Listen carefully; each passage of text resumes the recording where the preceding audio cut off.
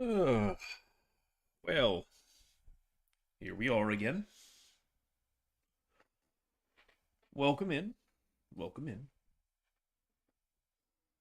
Hope you're all warm and cozy. I know that I'm certainly not here in Montreal, Quebec lately. Winter just refuses to die. It is mid April, and it is still dropping below freezing, which is doing wonderful things to my elbow.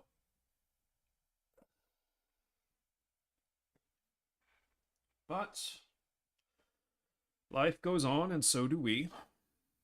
And so I am bundling up with a couple of blankets, one of which is actually a Christmas gift from a dear friend. I got the Mori blanket,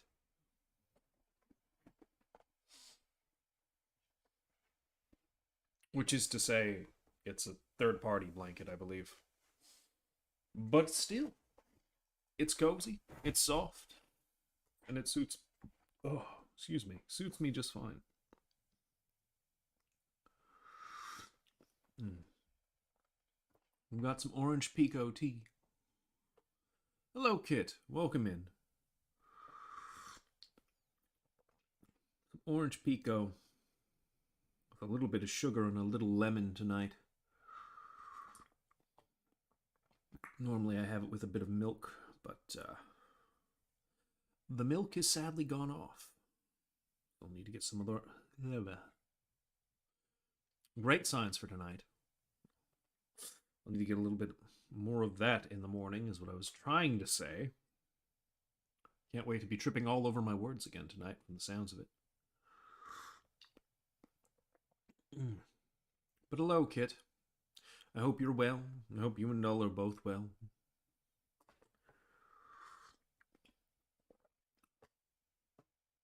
I'm just getting started.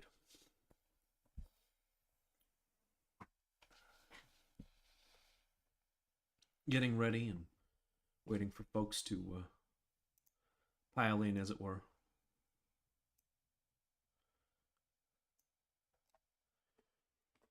For those who may have missed it, we did do the first half of Book 5 Friday night to try to make up for Monday's stream.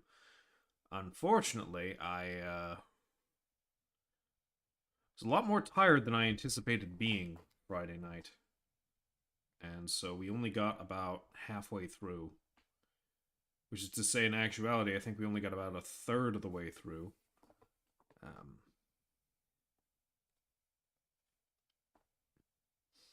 Because as I understand it, the chapters 5 through 8 are much longer. I think it's mostly just chapters 5 and 6, but either way. It's going to be a bit of a slog tonight. So I hope you're locked in, you're ready to enjoy a long reading session. Because it's definitely going to be that.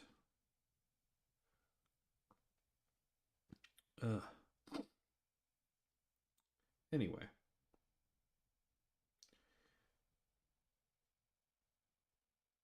Perhaps I should stop beating around the bush and get started.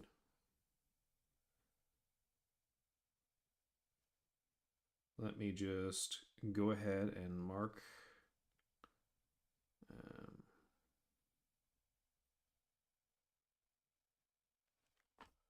mark down our recording so that I have that.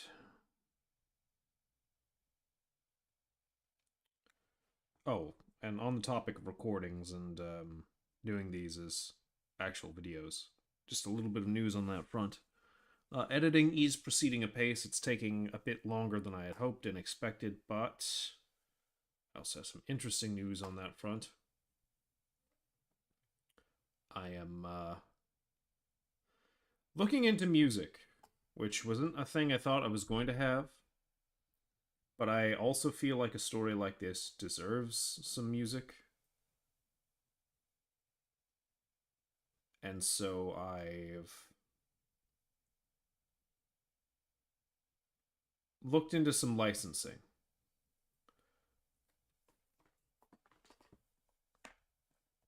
There is a company that handles licensing music either individually per song or as a license with monthly songs that you can select from. And I think that's the option I'm going to go with. Because there's some really, really interesting artists who work with them. One of which I'm really excited to make use of.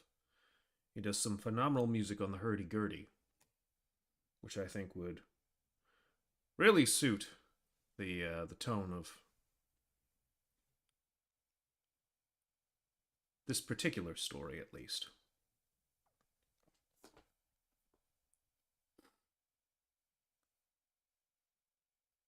But anyway.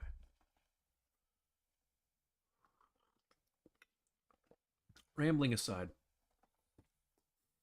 let's get into things with Book 5, Chapter 5.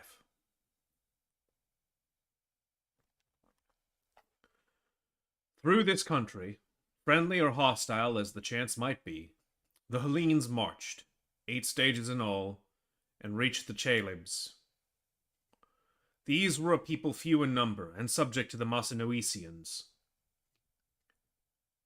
Their livelihood was for the most part derived from mining and forging iron. Thence they came to the Tibaranians. The country of the Tibaranians was far more level, and their fortresses lay on the seaboard and were less strong, whether by art or nature. The generals wanted to attack these places, so that the army might get some pickings, and they would not accept the gifts of hospitality which came in from the Tibaranians, but bidding them wait till they had taken counsel, they proceeded to offer sacrifice. After several abortive attempts, the seers at last pronounced an opinion that the gods in no wise countenanced war. Then they accepted the gifts of hospitality, and marching through what was now recognized as a friendly country, in 2 days reached Kotoyora, a Hellenic city, and a colony of Sinop, albeit situated in the territory of the Tibaranians. Here they halted 45 days, during which they first of all sacrificed to the gods, and instituted processions, each set of the Hellenes according to their several tribes, with gymnastic contests. Provisions they got in the meanwhile, partly from Paphlagonia, partly from the estates of the Let me try that again. Provisions they got in meanwhile. Try that again. Provisions they got in meanwhile, partly from Paphlagonia, partly from the estates of the Koroyarites, for the latter would neither provide them a market, nor receive their sick within their walls. Meanwhile, ambassadors arrived from Sinop, full of tears, not only for the Kotoyarites and their city, which belonged to Sinop, and brought in tribute, but also for the territory which, as they had heard, was being pillaged. Accordingly, they came to the camp and made a speech. Hecatonemus, who was reported to be a clever orator, acted as their spokesman. "Soldiers," he said, "the city of the Sinopeans has sent us an offer to you." We try it again. "The city of the Sinopeans has sent us to offer you, as Hellenes, our compliments and congratulation." Jesus. "Our compliments and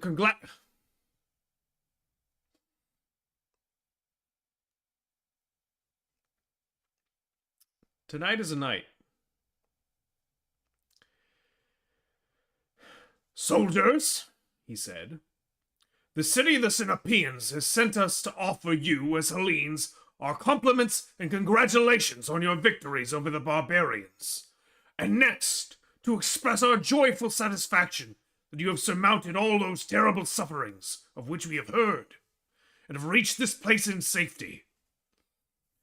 As Hellenes, we claim to receive at your hands, as fellow Hellenes, kindness and not harm. We have certainly not ourselves set you an example heretofore of evil treatment. Now the Coturites are our colonists. It was we who gave them this country to dwell in, having taken it from the barbarians, for which reason also they, with the men of Cerasus and Trapezus, pay us an appointed tribute, so that whatever mischief you inflict on the men of Cotura, the city of Sinop takes as personal to herself. At the present time, we hear that you have made forcible entry into their city, some of you, and are quartered in the houses, besides taking forcibly from the Coturite estates whatever you need, by hook and by crook. Now against these things we enter protest. If you mean to go on so doing, you will drive us to make friends with Coriolis and the Paphlagonians, or any... If you mean to go on so doing, you will drive us to make friends with... Sorry. If you mean to go on so doing, you will drive us to make friends with Coriolis and with the Paphlagonians, or anyone else we can find. To meet these charges, Xenophon, on behalf of the soldiers, rose and said, As to ourselves, men of Sinop, having got so far, we are well content to have saved our bodies and our arms. Indeed, it was impossible at one and the same moment to keep our enemies at bay and to despoil them of their goods and chattels. And now, since we have reached Hellenic cities, how has it fared with us? At Trapezus they gave us a market, and we paid for our provisions at a fair market price.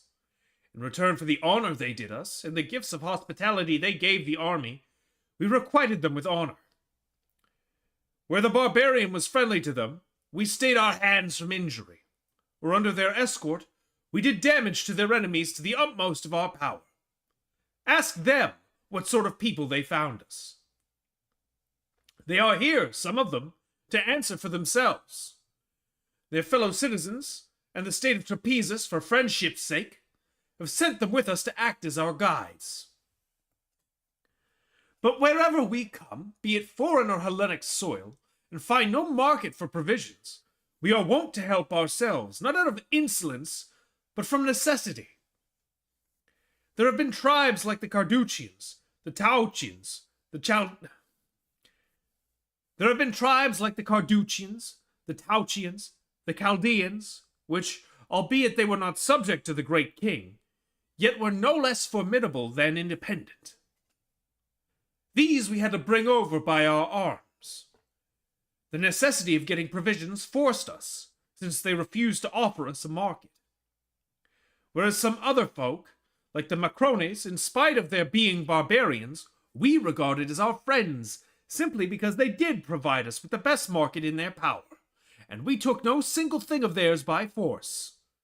But, to come to these Coturites, whom you claim to be your people, if we have taken aught from them, they have themselves to blame, for they did not deal with us as friends, but shut their gates in our faces.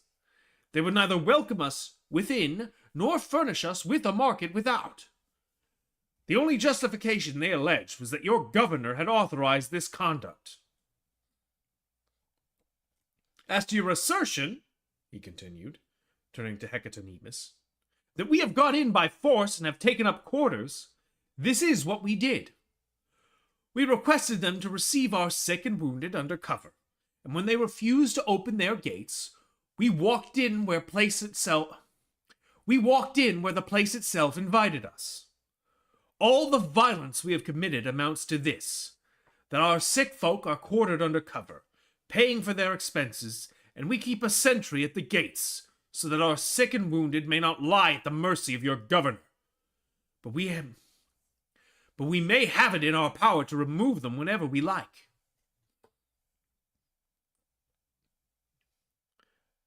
Let me try that again. And we keep a sentry at the gates so that our sick and wounded may not lie at the mercy of your governor, but we may have it in our power to remove them whenever we like.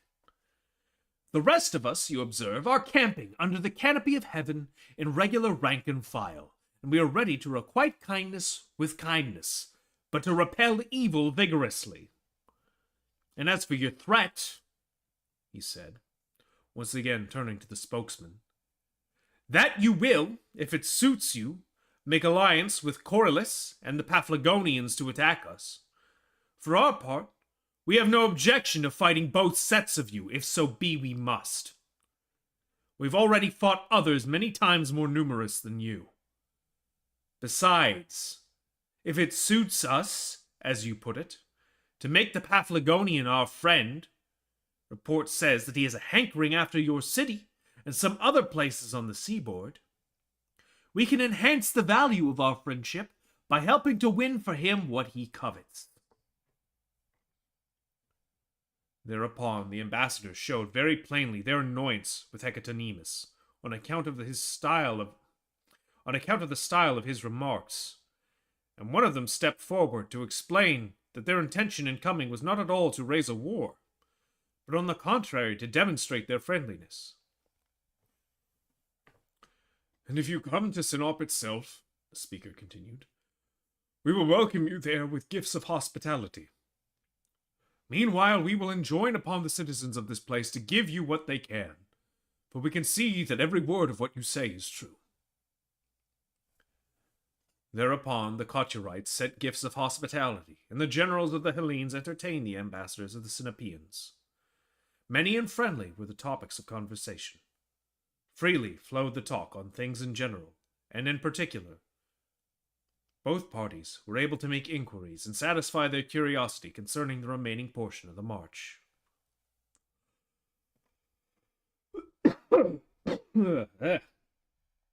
Apologies.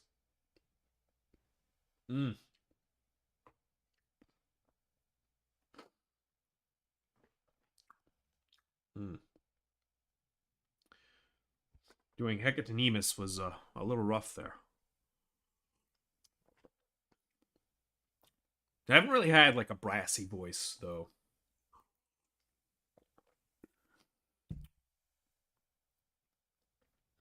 So I wanted to throw one in. But, ugh. In fact, let me mute a bit and properly clear my throat. I don't want to be coughing mid chapter on this one.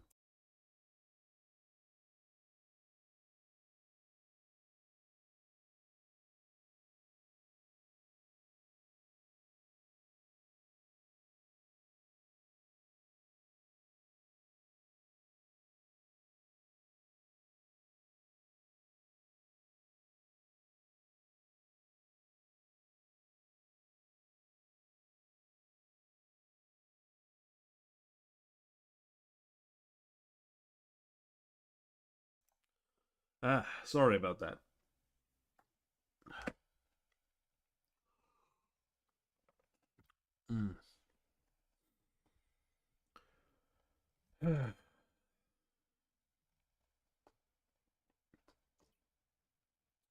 But, I mean, turn back to the story for a second. And Hecatonemus. It does sound like the Hellenes are facing their fine share of troubles on the way back, even in territories that should be friendly.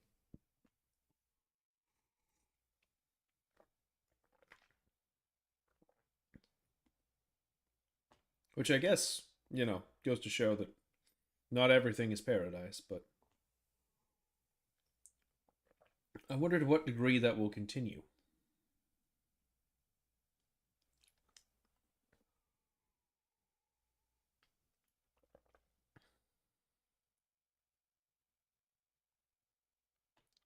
As surely as it must. Considering we still have so much time left.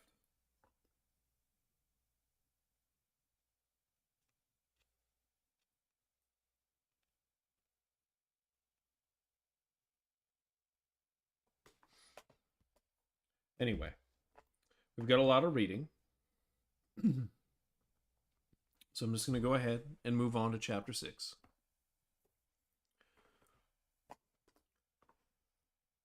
Chapter 6. Such was the conclusion of that day.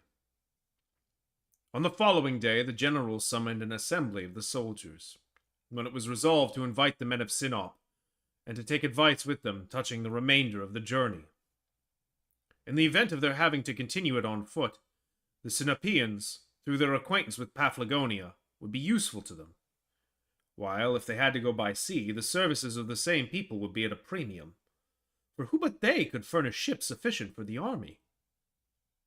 Accordingly, they summoned their ambassadors and took counsel with them, begging them on the strength of the sacred ties which bind Hellenes to Hellenes, to inaugurate the good reception they had spoken of, by present kindliness and their best advice. Hecatinimus rose and wished at once to offer an apology with regard to what he had said about the possibility of making friends with the Paphlagonians. "The words were not intended," he said, "to convey a threat, as though they were minded to go to war with the Hellenes, but as meaning rather, albeit we have it in our power to be friendly with the barbarians, we will choose the Hellenes." Then, being urged to aid them by some advice, with a pious ejaculation he commenced, "If I bestow upon you the best counsel I am able, God grant that blessings in abundance may descend on me, but if the contrary, may evil betide me. Sacred counsel, as the saying goes. Well, sirs, if ever the saying held, it should hold, I think, today, when, if I be proved to have given you good counsel, I shall not lack panegyrists, or if evil, your imprecations will be many-tongued.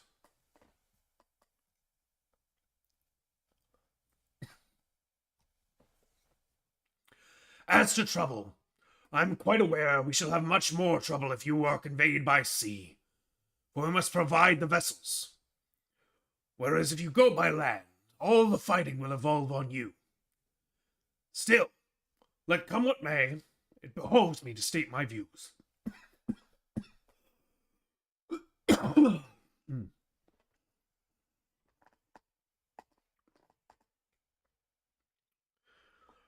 I have an intimate acquaintance with the country of the Paphlagonians and their power. The country possesses the two features of hill and vale, that is to say, the fairest plains and the highest mountains. To begin with the mountains, I know the exact point at which you must make your entry. It is precisely where the horns of a mountain tower over both sides of the road. Let the merest handful of men occupy these, and they can hold the pass with ease. For when that is done, not all the enemies in the world could effect the passage. I could point out the whole with my finger, but if you like to send anyone with me to the scene. So much for the mountain barrier. But the next thing I know is that there are planes and a cavalry which the barbarians themselves hold to be superior to the entire cavalry of the great king. Why, only the other day these people refused to present themselves to the summons of the king. Their chief is too proud for that. But now, supposing you were able to seize the mountain barrier by stealth or expedition before the enemy could stop you. Supposing further you were able to win an engagement in the plain against not only their cavalry, but their more than 120,000 infantry. You will only find yourself face to face with rivers, a series of them. First the Thermodon, 300 feet broad, which I take it will be difficult to pass, especially with a host of foes in front and another following behind. Next comes the Iris River, 300 feet broad, and thirdly, the Halys, at least 2 furlongs broad, which you could not possibly cross without vessels. And who is going to supply you with vessels? In the same way, too, the Parthenius is impassable, which you will reach if you cross the Halys. For my part, then, I consider the land journey, I will not say difficult, but absolutely impossible for you. Whereas if you go by sea, you can coast along from here to Sinop, and from Sinop to Heraclea. From Heraclea onwards there is no difficulty, whether by land or by sea, for there are plenty of vessels at Heraclea.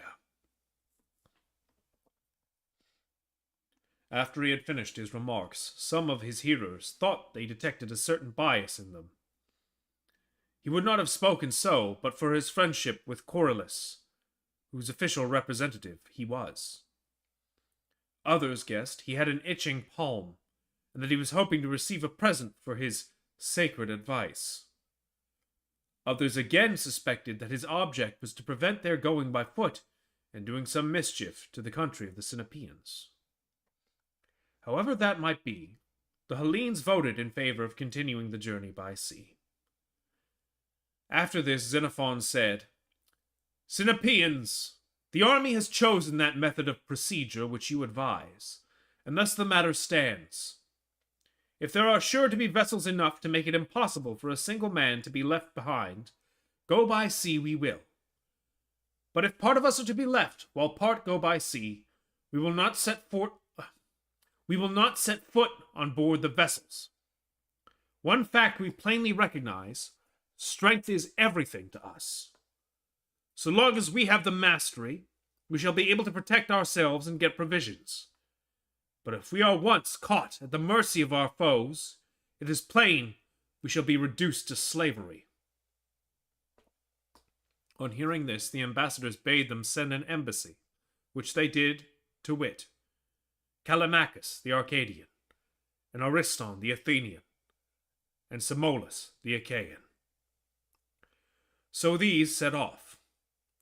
But meanwhile, a thought shaped itself in the mind of Xenophon, as there before his eyes lay that vast army of Hellene hoplites. As there before his eyes lay that vast army of Hellene hoplites, and that other army of peltists, archers and slingers, with cavalry to boot, and all in a state of thorough efficiency from long practice, hardened veterans, and all collected in Pontus, where to raise so large a force would cost a mint of money. Then the idea dawned upon him. How noble an opportunity to acquire new territory and power for Hellas by the founding of a colony, a city of no mean size. Moreover, said he to himself, as he reckoned upon their own numbers, and besides themselves a population planted on the shores of the Pontus. Thereupon he summoned Silanus, the Ambrachiot, and the soothsayer of Cyrus above mentioned, and before breathing a syllable to any of his soldiers, he consulted the victims by sacrifice. But Silanus, in apprehension lest these ideas might embody themselves and the army be permanently halted at some point or other, set a tale going to... But Silanus, in apprehension lest these ideas might embody themselves and the army be permanently halted at some point or other, set a tale going among the men to the effect that Xenophon was minded to detain the army and found a city in order to win himself a name and acquire power. Silanus himself being minded to reach Hellas with all possible speed, for the simple reason that he had still got the 3,000 derricks presented to him by Cyrus on the occasion of the sacrifice, when he hit the truth so happily about the 10 days. Silanus' story was variously received. Some few of the soldiers thinking it would be an excellent thing to stay in that country, but the majority were strongly averse. The next incident was that Timasian, the Dardanian, with Thorax, the Boeotian, addressed themselves to some Heracliot and Sinopian traders who had come to Kotiora, and told them that if they did not find a means to furnish the army with pay sufficient to keep them in provisions on the homeward voyage, all that great force would most likely settle down permanently in Pontus.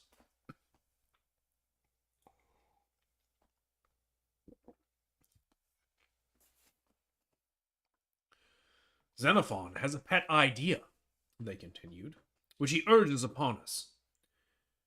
We are to wait until the ships come, and then we are suddenly to turn round to the army and say, Soldiers, we now see the straits we are in, unable to keep ourselves in provisions of the return voyage, or to make our friends at home a little present at the end of our journey. But if you like to select some place on the inhabited seaboard of the Black Sea which may take your fancy and there put in, this is open to you to do.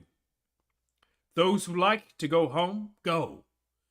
Those who care to stay here, stay. You have got vessels now, so that you can make a sudden pounce upon any point you choose.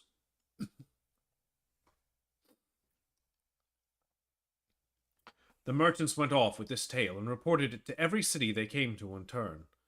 Nor did they go alone, but Timasian the Dardanian sent a fellow citizen of his own, Eurymachus, with the Boeotian thorax, to repeat the same story.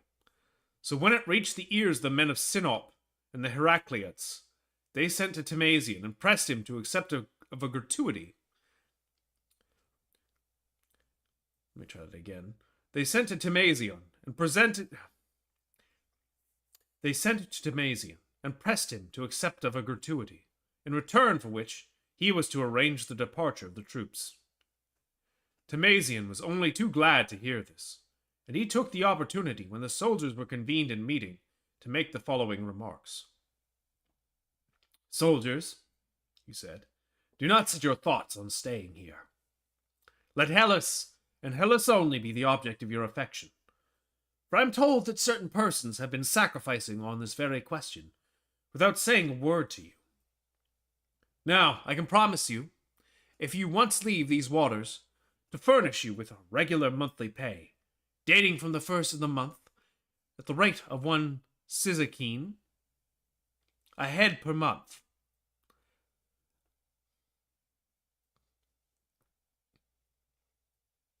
Let me try that again. Dating from the first of the month, at the rate of 1 sizacine, a head per month. I will bring you to the Troad, from which part I am in exile. I'm just struggling with this sentence, apparently. I will bring you to the Troad, from which part I am in exile, and my own state is at your service. They will receive me with open arms. I will be your guide personally, and I will take you to places where you will get plenty of money.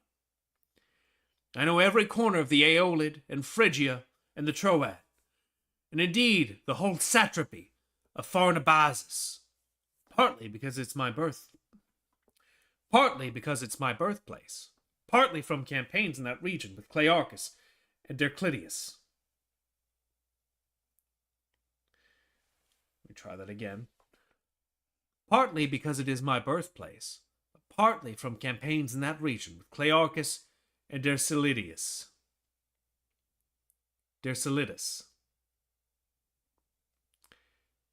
Partly from campaigns in that region with Clearchus and Derclidius.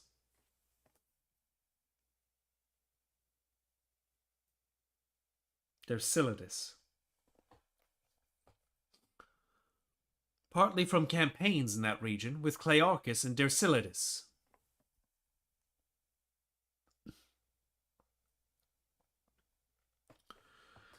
No sooner had he ceased than up got Thorax the Boeotian. This was a man who had a standing battle with Xenophon about the generalship of the army. What he said was that, if they once got fairly out of the Euxine, there was the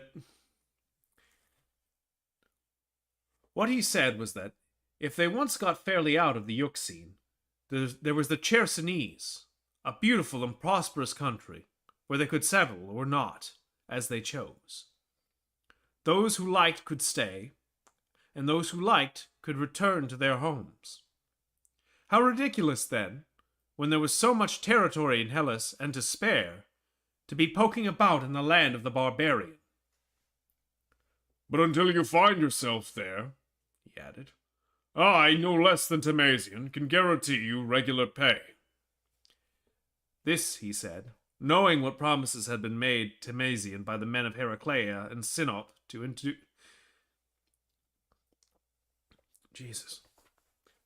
This he said, knowing what promises had been made by Timasian. This he said, knowing what promises had been made Timasian by the men of Heraclea and Sinop to induce them to set sail.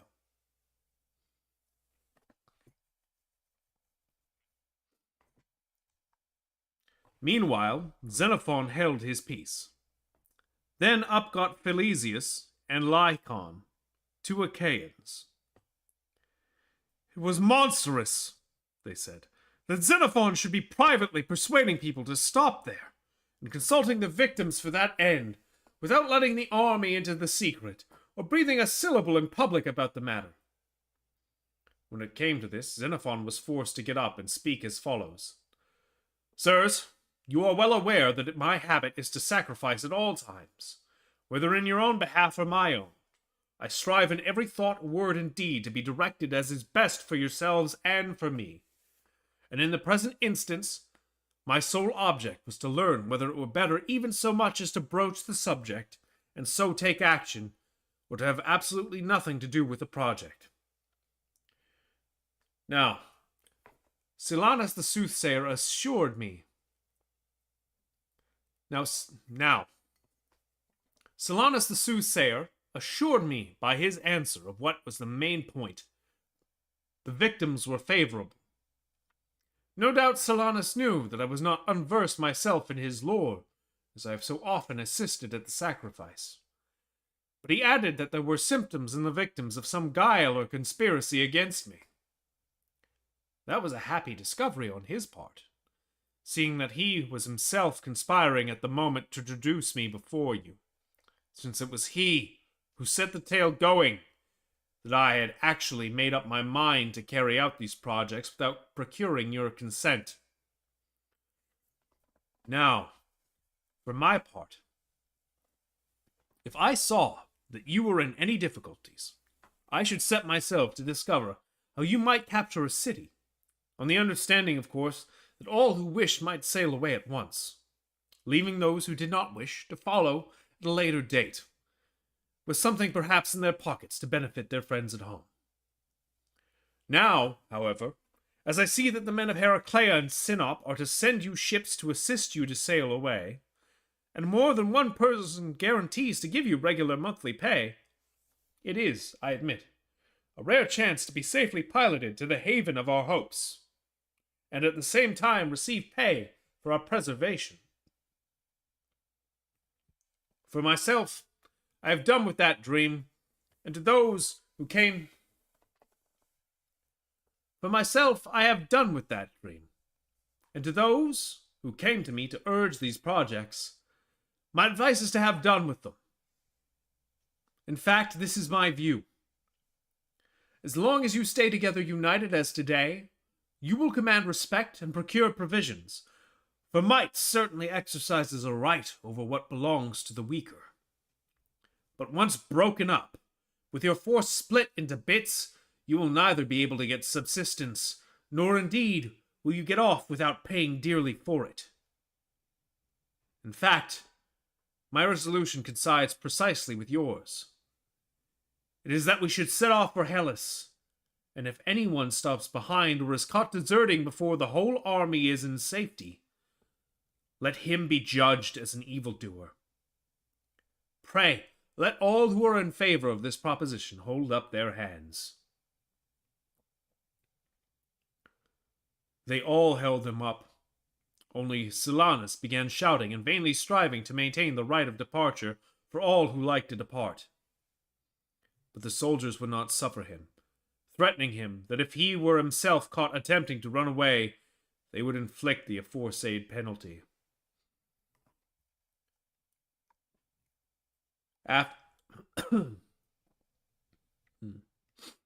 After this, when the Heracleots learned that the departure by sea was resolved upon, and that the measure itself emanated from Xenophon, they sent the vessels indeed. But as to the money which they had promised to Timasian and Thorax as pay for the soldiers, they were not as good as their word. In fact, they cheated them both. Thus the two who had guaranteed regular monthly pay were utterly confounded, and stood in terror of the soldiers. What they did then was to take to them the other generals to whom they had communicated their former transactions, that is to say, all except Neon, the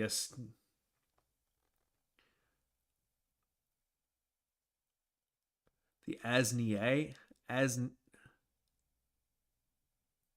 Asniaean? Sorry, struggling with that one. That is to say, all except Neon the Asniaean, who, as Lieutenant General, was acting for Kerasophis during his continued absence. This done, they came in a body to Xenophon, and said that their views were changed. As they had now got the ships, they thought it best to sail to the Phasis, and seize the territory of the Phasians, whose present king was a descendant of it. Whose present king was a descendant of Aedes,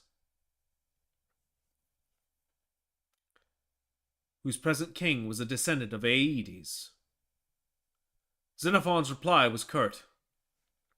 Not one syllable would he have to say himself to the army in this manner.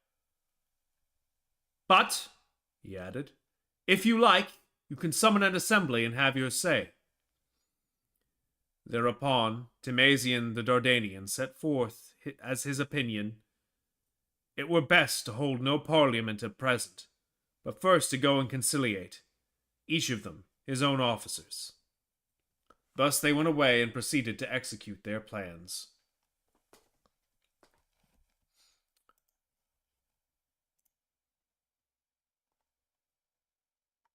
We got some drama stirring.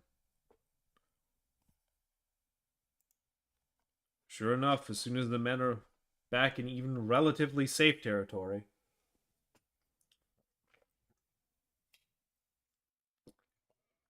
suddenly it's no longer about getting back home, but how do we make the most money now that we're safe?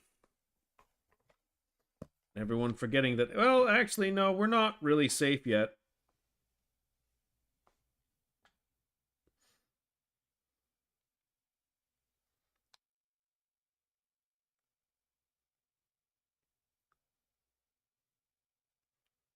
But you know, that would require some thought and foresight about the matter.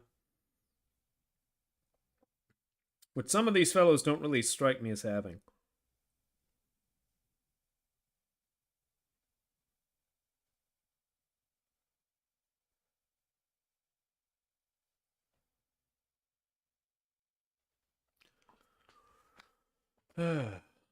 Well, we're almost through book 5.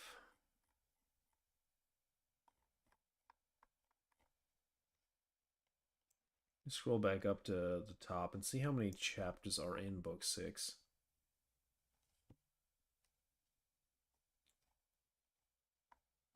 Okay, not that many.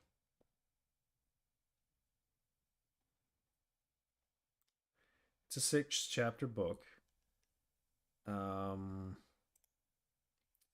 we're about here.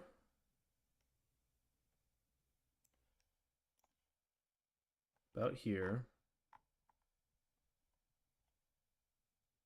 Versus... Okay, so like...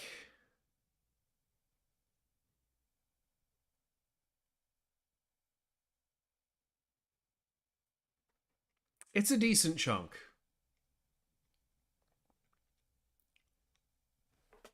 It is a decent chunk.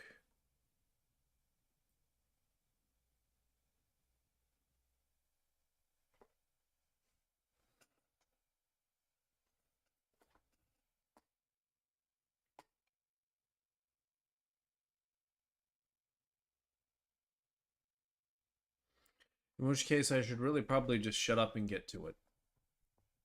Since I think each chapter so far has taken about half an hour's time. Alright, with that said, let us move on to Chapter 7.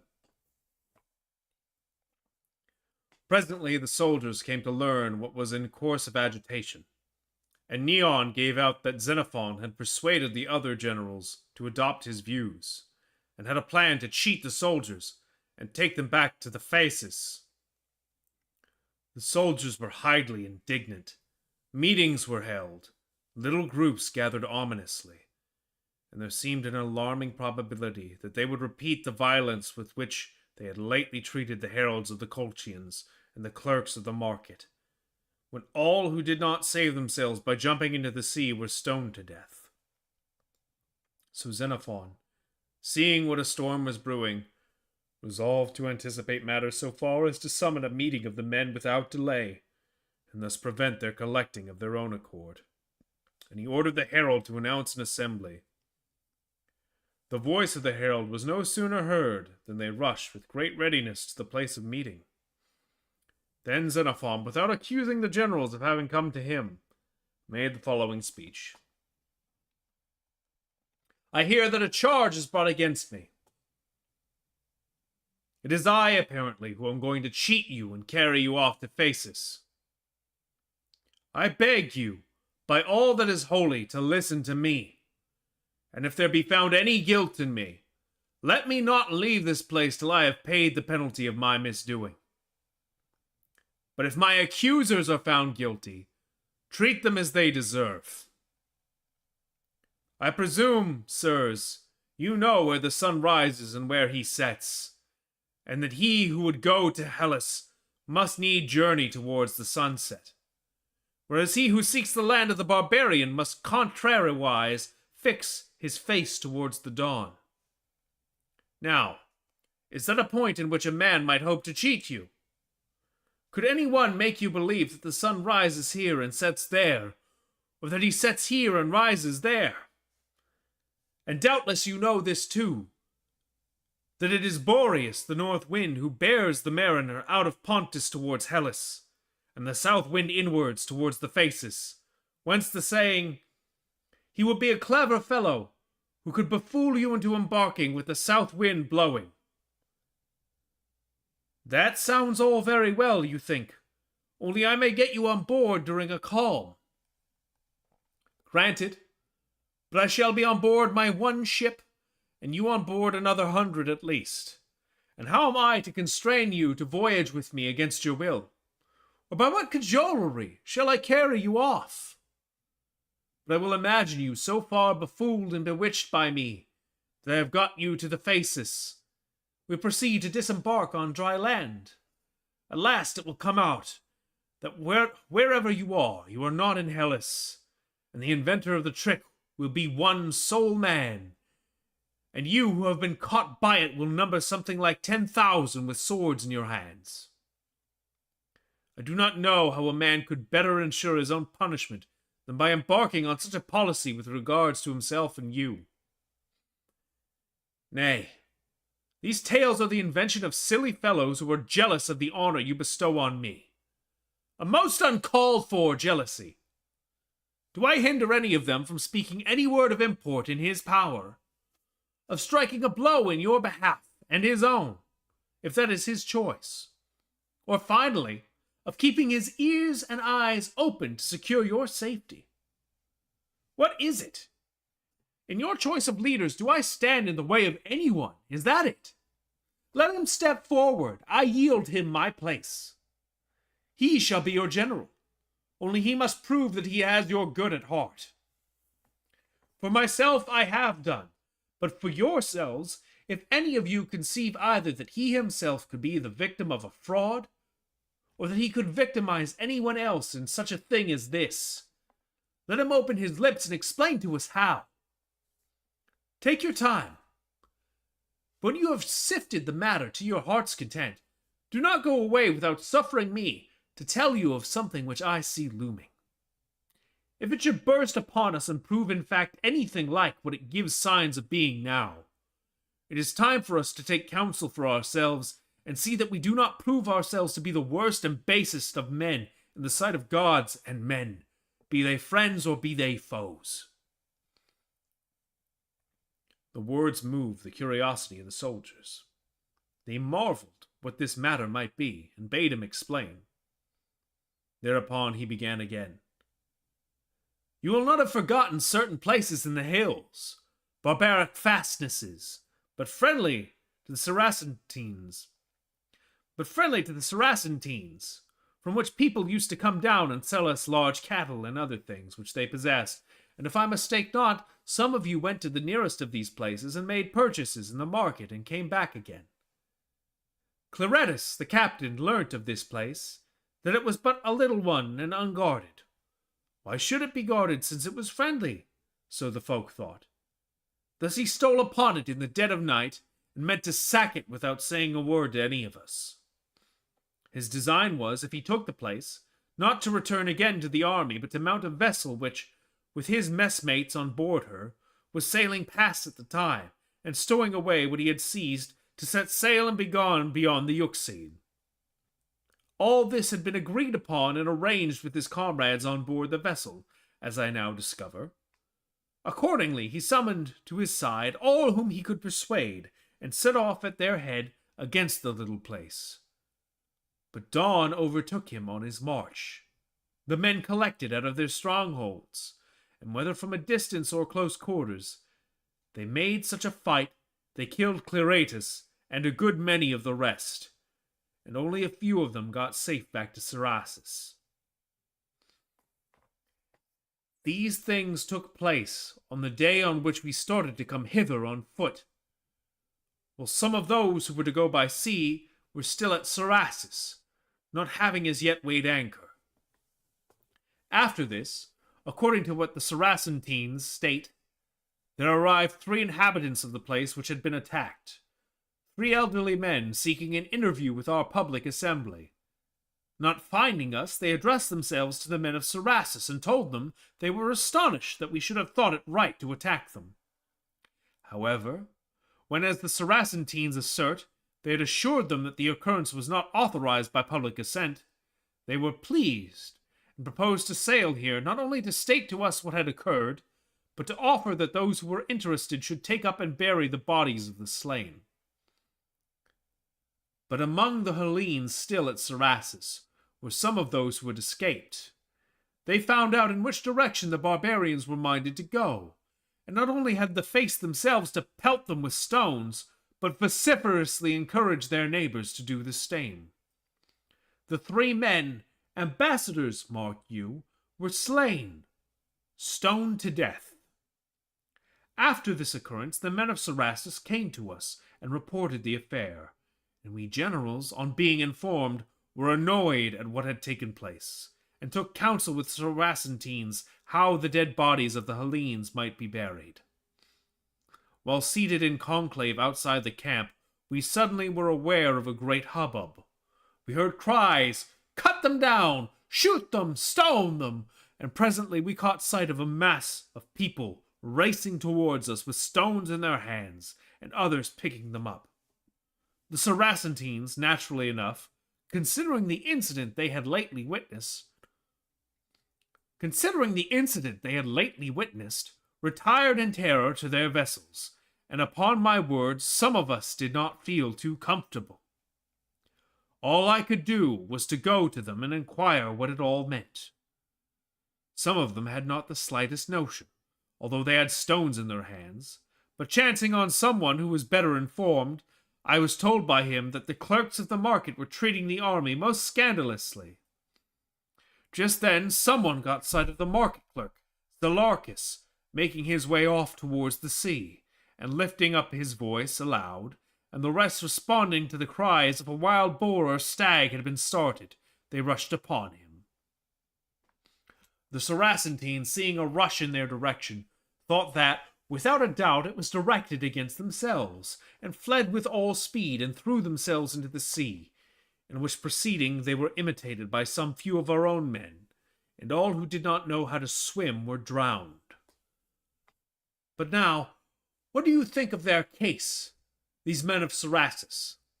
They had done no wrong. They were simply afraid that some madness had seized us, like that to which dogs are liable. I say then, if proceedings like this are to be the order of the day, you had better consider what the ultimate condition of the army is. Jesus, try that again. I say then, proceedings like this are to be the order of the day. You had better consider what the ultimate condition of the army is like to be. As a body, you will not have it in your power to undertake war against whom you like. As a body, you will not have it in your power to undertake war against whom you like, or to conclude peace. But in private, anyone who chooses will conduct the army on any quest which takes his fancy. And when ambassadors come to you to demand peace, or whatever it may be, officious people will put them to death and prevent your hearing the proposals which brought them to you. The next step will be that those whom you as a body may choose as generals will be of no account, but any one who likes to elect himself general and will adopt the formula, "Shoot him, shoot him," will be competent to cut down whomsoever he pleases untried, be it general or private soldier, if only he have sufficient followers, as was the case just now. But just consider what these self-appointed generals have achieved for you. Zelarchus, the clerk of the market, may possibly have done you a wrong. If so, he has sailed off and is gone without paying you any penalty, or he may be guiltless, in which case we have driven him from the army in terror of perishing unjustly without a trial. While those who stoned the ambassadors have contrived so cleverly that we alone of all Hellenes cannot approach Cerasus safely without a strong force, and the corpses which the very men who slew them themselves invited us to bury, we cannot now pick up with safety, even under a flag of truce. Who indeed would care to carry a flag of truce, or go as a herald with the blood of heralds upon his hands? All we could do was to implore the Saracentines to bury them.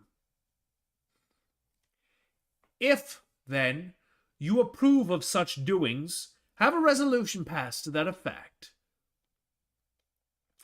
Have a resolution passed to that effect, so that with a prospect of like occurrences in the future, a man may privately set up a guard and do his best to fix his tent where he can find a strong position with a commanding sight. If, however, these seem to you to be the deeds rather of wild beasts than of human beings, bethink you of some good means by which to stay them, or else, in heaven's name, how shall we do sacrifice to the gods gladly, with impious deeds to answer for? Or how shall we, who lay the knife to each other's throats, give battle to our enemies? What friendly city will receive us when they see rampant lawlessness in our midst? Who will have the courage to afford us a market when we prove our worthlessness in these weightiest concerns? And what becomes the praise we expect to win from the mouths of men? Who will vouchsafe it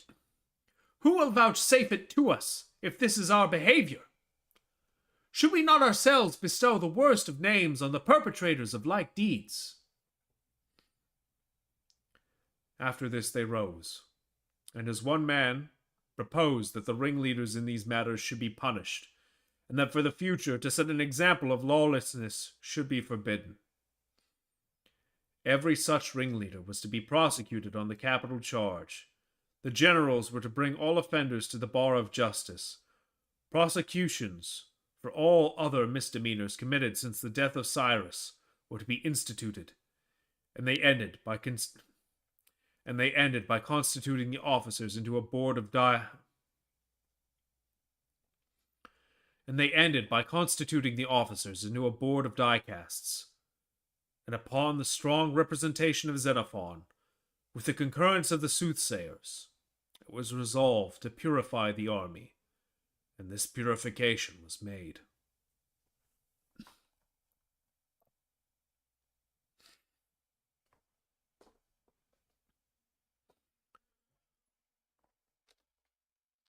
A little bit of trouble in paradise, it seems. But I mean, that only makes sense considering.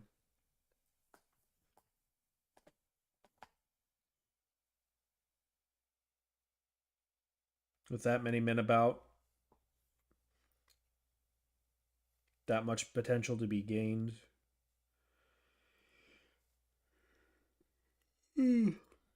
Apologies. Despite the tea, I am still a little eepy. as it would seem.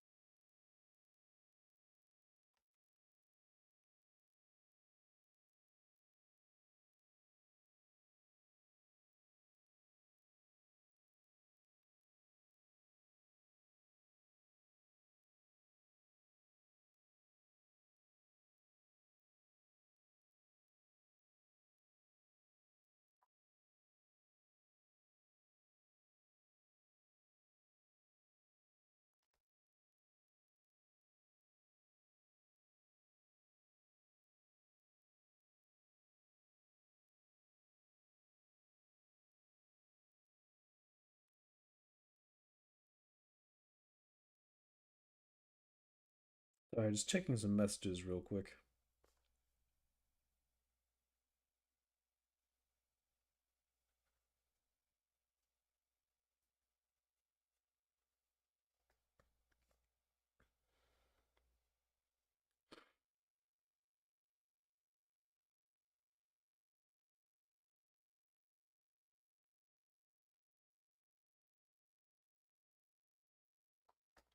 Just sorting out a birthday gift for a friend upcoming. Let me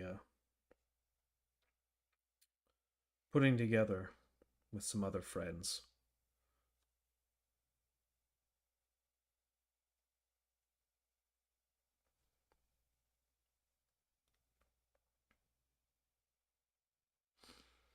Hmm.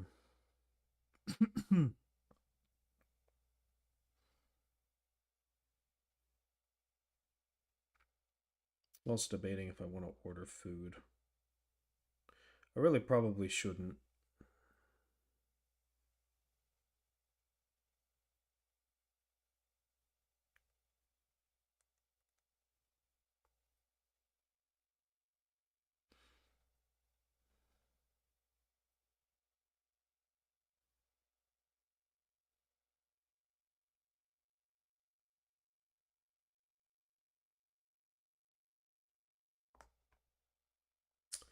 Oh my god. What?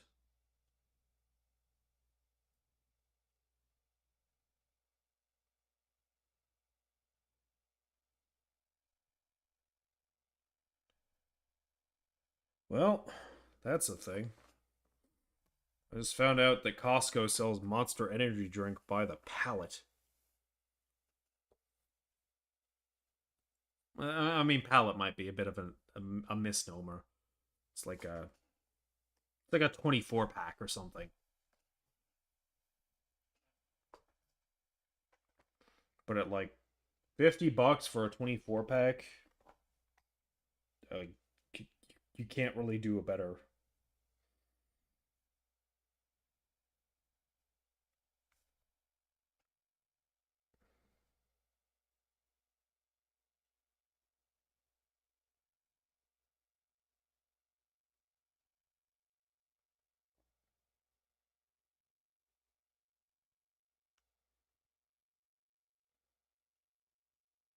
At least I don't think you could. I don't know, maybe someone could. I haven't seen anywhere that has it cheaper. That's for sure.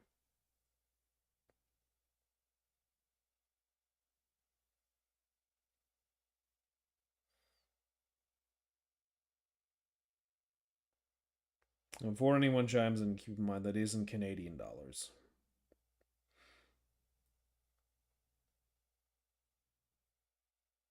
Probably like $1.60.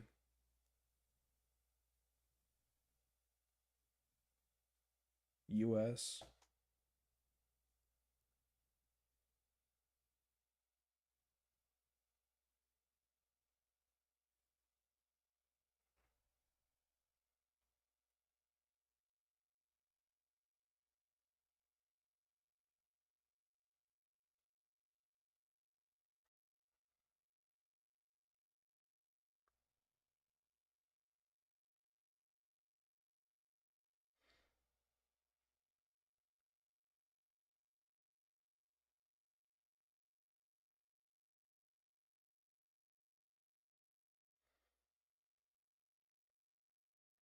You know what? Sure.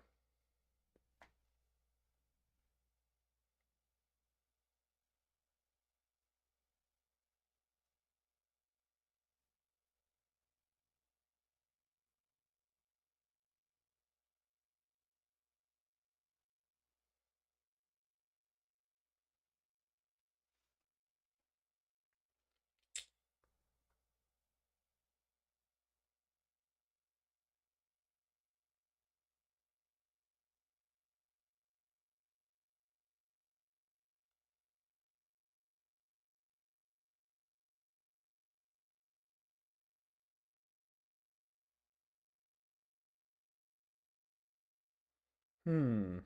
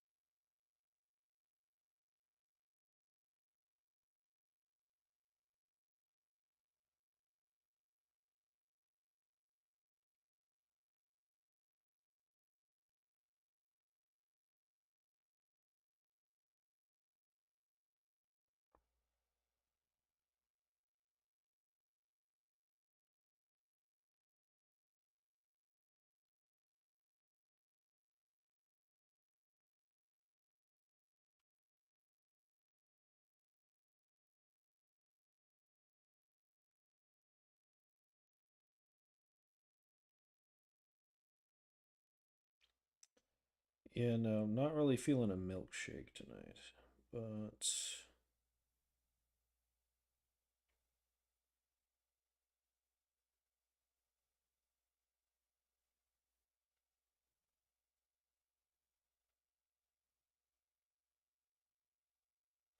if we're gonna go for the whole thing, maybe I will get myself a Red Bull.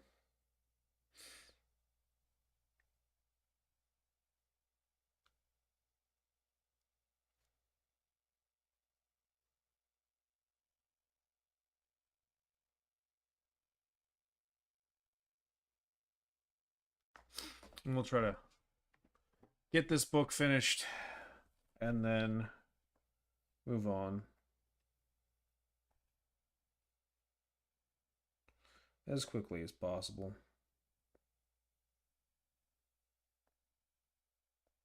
Because we still got like 6 more chapters after this one. Sorry for the long wait. Let's continue on with chapter 8. Chapter 8. It was further resolved that the generals themselves should undergo a judicial examination in reference to their conduct in past time. In course of investigation... Oh, God, excuse me. In course of investigation, Phalesius and Xanthocles, respectively, were condemned to pay a sum of 20 minae to meet a deficiency to that amount incurred during the guardianship of the cargoes of the merchantmen. Sophanetius was fined 10 minae for inadequate performance of his duty as one of the chief officers selected. Against Xenophon a charge was brought by certain people, who asserted that they had been beaten by him, and framed the indictment as one of personal outrage with violence. Xenophon got up and demanded that the first speaker should state where and when it was that he had received these blows. The other, so challenged, answered, when we were perishing of cold and there was a great depth of snow. Xenophon said, Upon my word, with weather such as you describe, when our provisions had run out, when the wine could not even be smelt, when your numbers were dropping down dead beat, so acute was the suffering, with the enemy close on our heels, certainly, if at such a season as that I was guilty of outrage, I plead guilty to being a more outrageous brute than the ass, which is too wanton, they say, to feel fatigue. Still, I wish you would tell us, said he, what led to my striking you? Did I ask you for something, and on your refusing it to me, did I proceed to beat you? Was it a debt for which I demanded payment, or a quarrel about some boy or other? Was I the worse for liquor, and behaving a drunkard? When the man met each of these questions... When the man met each of these questions with a negative, he questioned him further. Are you a heavy infantry soldier? No, said he. A peltist, then? No, nor yet a peltist. But he had been ordered by his messmates to drive a mule, although he was a free man. Then at last he recognized him and inquired, Are you the fellow who carried home the sick man? Yes, I am, said he.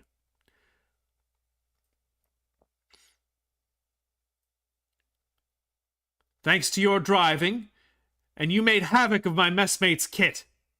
Havoc, said Xenophon. Nay, I distributed it, some to one man, some to another to carry, and bade them bring the things safely to me, and when I got them back, I delivered them all safely to you, and you, on your side, had rendered an account to me of the man. Let me tell you, he continued, turning to court, what the circumstances were. It is worth hearing. A man was left behind from inability to proceed farther. I recognized the poor fellow sufficiently to see that he was one of ours, and I forced you, sir, to carry him to save his life. For if I am not much mistaken, the enemy was close at our heels. The fellow assented to this. Well then, said Xenophon, after I had sent you forward, I overtook you again, as I came up with the rear guard. You were digging a trench with intent to bury the man. I pulled up and said something in commendation. As we stood by, the poor fellow twitched his leg, and the bystanders all cried out, Why, the man's alive! Your remark was, Alive or not as he likes, I'm not going to carry him. Then I struck you. Yes, you were right, for it looked very much as if you knew him to be alive. Well, said he, was he any thus the dead when I reported him to you? Nay, retorted Xenophon, by the same token, we shall all one day be dead. But that is no reason why meantime we should all be buried alive. Then there was a general shout. If Xenophon had given the fellow a few more blows, it might have been better. The others were now called upon to state the grounds on which they had been beaten in each case, but when they refused to get up, he proceeded to state them himself. I confess, sirs, to having struck certain men for failure in discipline. These were men who were quite content to owe their safety to us, whilst the rest of the world marched on in rank and did whatever fighting had to be done. They preferred to leave the ranks and rush forward to loot and enrich themselves at our expense. Now, if this conduct were to be the rule, general ruin would be the result. I do not deny that I have given blows to this man or the other who played the poltroon and refused to get up, helplessly abandoning himself to the enemy, and so I forced them to march on. For once in the severe wintry weather, I myself happened to sit down for a long time, whilst waiting for a party who were getting their kit together, and I discovered how difficult it was to get up again and stretch one's legs.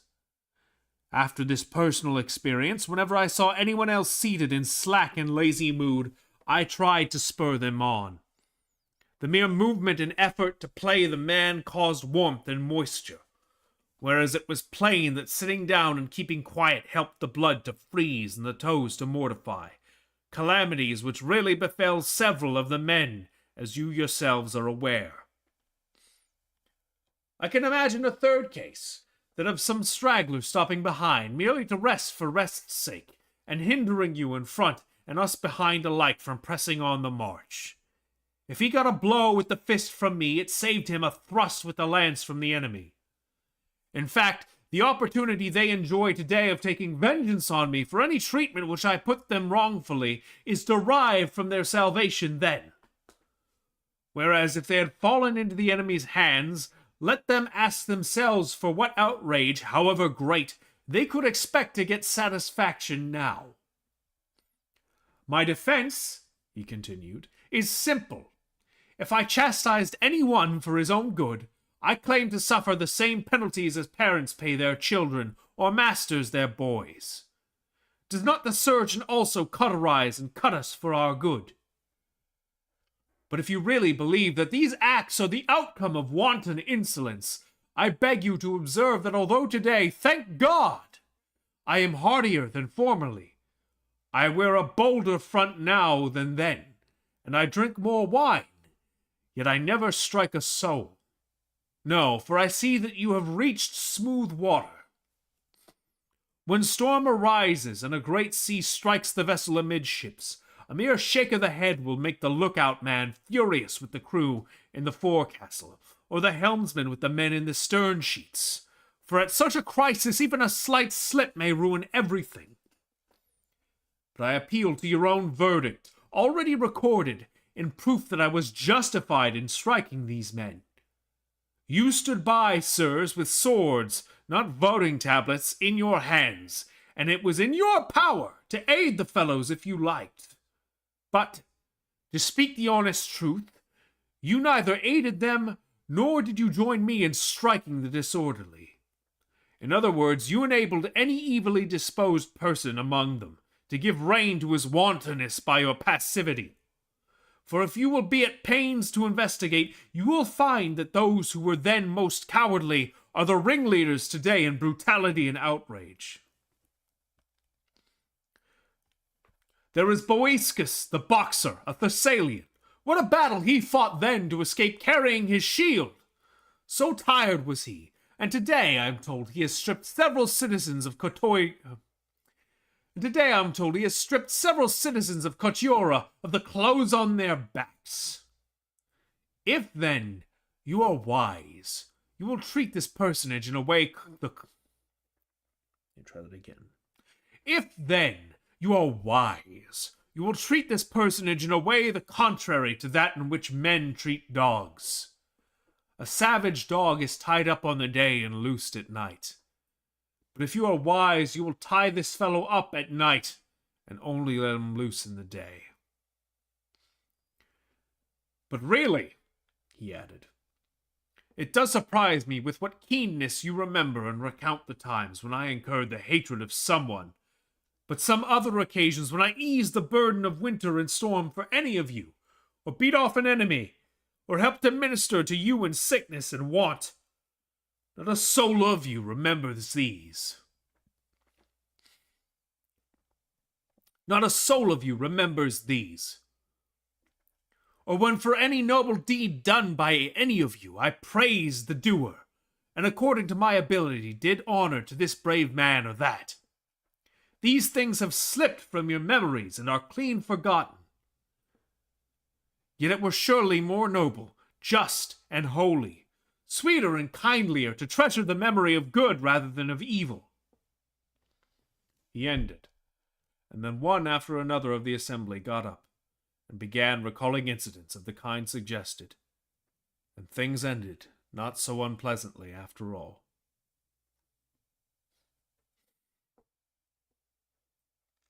Just couldn't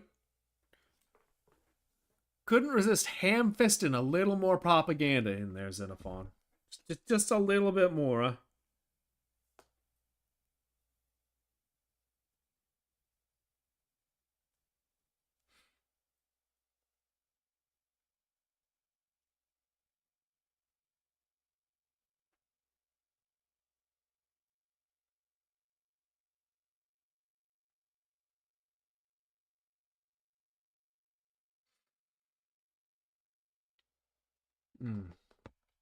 Oh,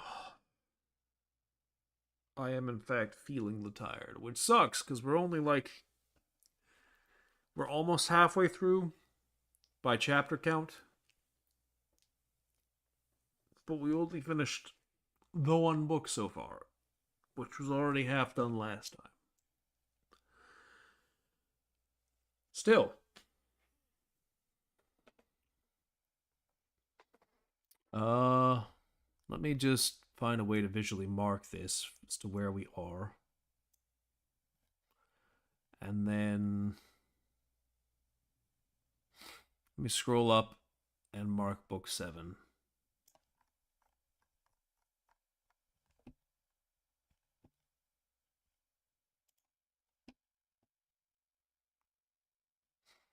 Okay, that's not actually that much. It's like this much.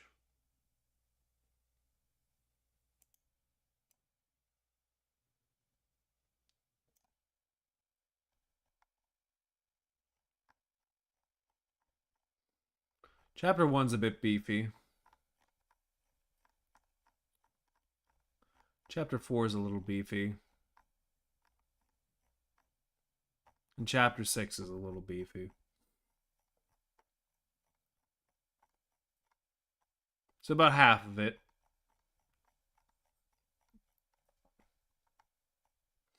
But it's not all bad.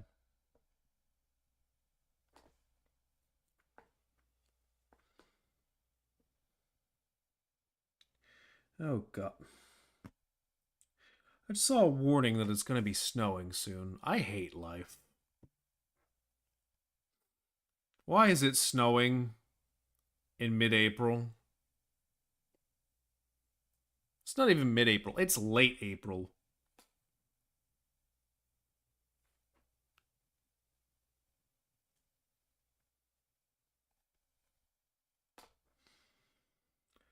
Oh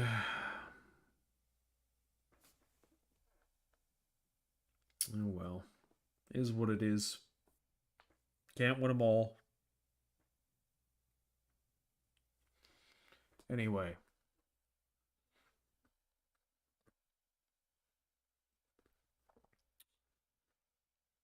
Well, that's unfortunate.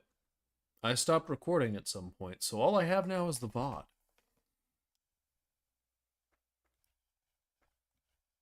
At least I still have the VOD. I don't know when I stopped, but I'll have to remember that. Anyway. Let me go ahead and start up the recording for book 6, I guess. So we can get started on that.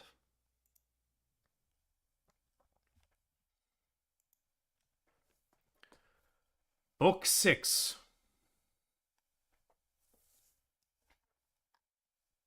Chapter 1. After this, whilst waiting, they lived partly on supplies from the market, partly on the fruit of raids into Paphlagonia. The Paphlagonians, on their side, showed much skill in kidnapping stragglers, wherever they could lay hands on them, and in the night time tried to do mischief to those whose quarters were at a distance from the camp. The result was that their relations to one another were exceedingly hostile, so much so that Corylus, who was the chief of Paphlagonia at that date, sent ambassadors to the Hellenes, bearing horses and fine apparel, and charged with a proposal on the part of Corylus to make terms with the Hellenes on the principle of mutual forbearance from injuries. The generals replied that they would consult with the army about the matter. Meanwhile, they gave them a hospitable reception, to which they invited certain members of the army whose claims were obvious. They sacrificed some of the captive cattle and other sacrificial beasts, and with these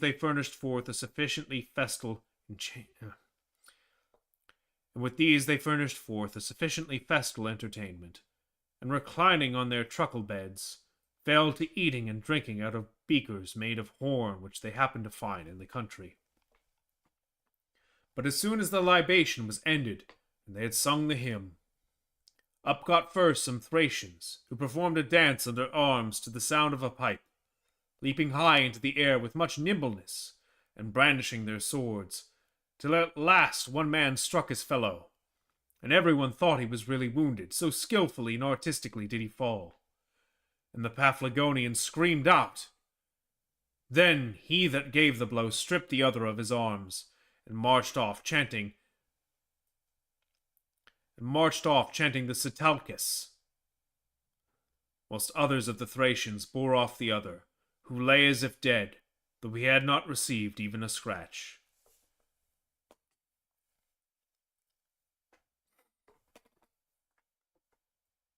After this, some Aenianians and Magnesians got up and fell to the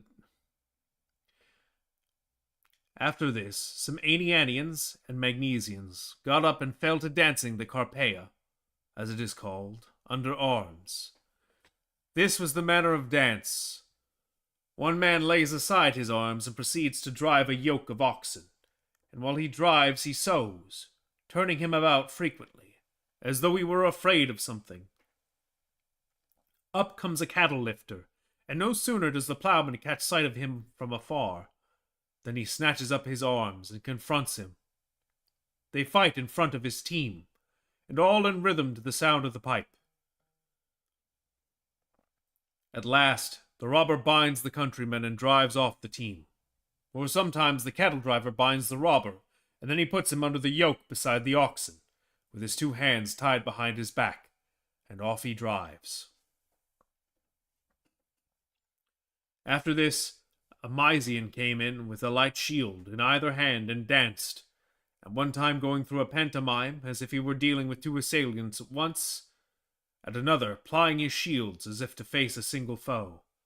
And then again he would whirl about and throw somersaults, keeping the shields in his hands, so that it was a beautiful spectacle.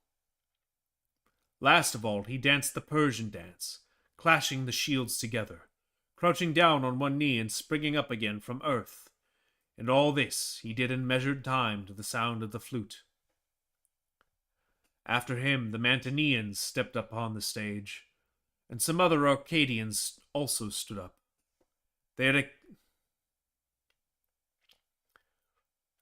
After him the Mantineans stepped upon the stage, and some other Arcadians also stood up. They had accoutred themselves in all their warlike finery. They marched with measured tread, pipes playing to the tune of the warriors' march. The notes of the paean rose. Lightly their limbs moved in dance, as in solemn procession to the holy gods. The Paphlagonians looked upon it as something truly strange that all of these dances should be under arms, and the Mysians, seeing their astonishment, persuaded one of the Arcadians who had gotten a dancing girl to let him introduce her, which he did after dressing her up magnificently and giving her a light shield. When, lithe of limb, she danced the Pyrrhic, loud clapping followed, and the Paphlagonians asked, "If these women fought by their side in battle?"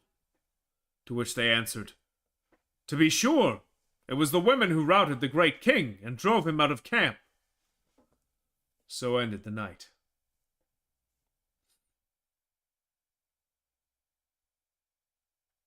But the next day, the generals introduced the embassy to the army, and the soldiers passed a resolution in the sense proposed. Between themselves and the Paphlagonians there was to be a mutual abstinence from injuries. After this, the ambassadors went on their way, and the Hellenes, as soon as it was thought that sufficient vessels had arrived, went on board ship, and voyaged a day and a night with fair breeze, keeping Paphlagonia on their left. And on the following day, arriving at Sinop, they came to moorings in the harbor of Harmene, near Sinop. The Sinopians, though inhabitants of Paphlagonia, are really colonists of the Milesians. They sent gifts of hospitality to the Hellenes, 3,000 measures of barley, with 1,500 jars of wine. At this place Chrysophus rejoined them with a man of war. The soldiers certainly expected that, having come, he would have brought them something, but he brought them nothing, except complimentary phrases, on the part of Anaxibus, the High Admiral, and the rest who sent them their congratulations, coupled with a promise on the part of coupled with a promise on the part of God, what a name. Coupled with a promise on the part of Anaxagoras that as soon as they were outside the Euxine, pay would be forthcoming. At Harmene the army halted 5 days, and now that they seemed to be so close to Hellas, the question how they were to reach their home, not empty-handed, presented itself more forcibly to their minds than heretofore. The conclusion they came to was to appoint a single general, since one man would be better able to handle the troops by night or by day.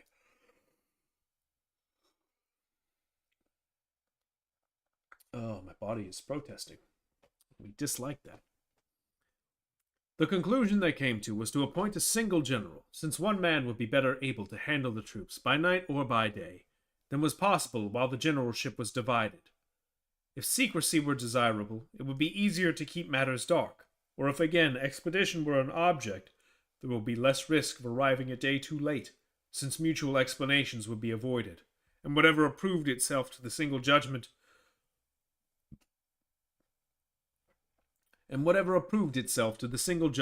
would at once be carried into effect, whereas previously the generals had done everything in obedience to the opinion of the majority.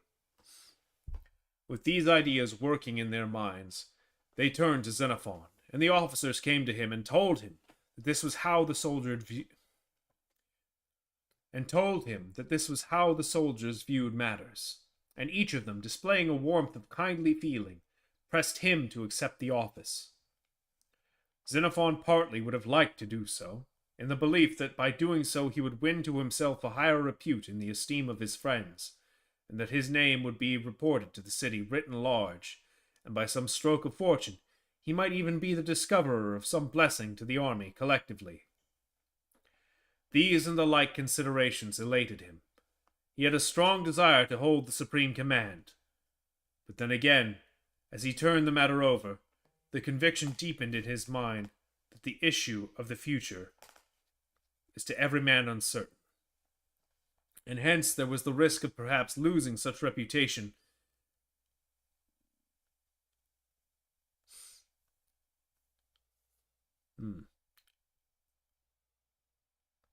But then again, as he turned the matter over, the conviction deepened in his mind that the issue of the future is to every man uncertain, and hence there was the risk of perhaps losing such reputation as he had already acquired.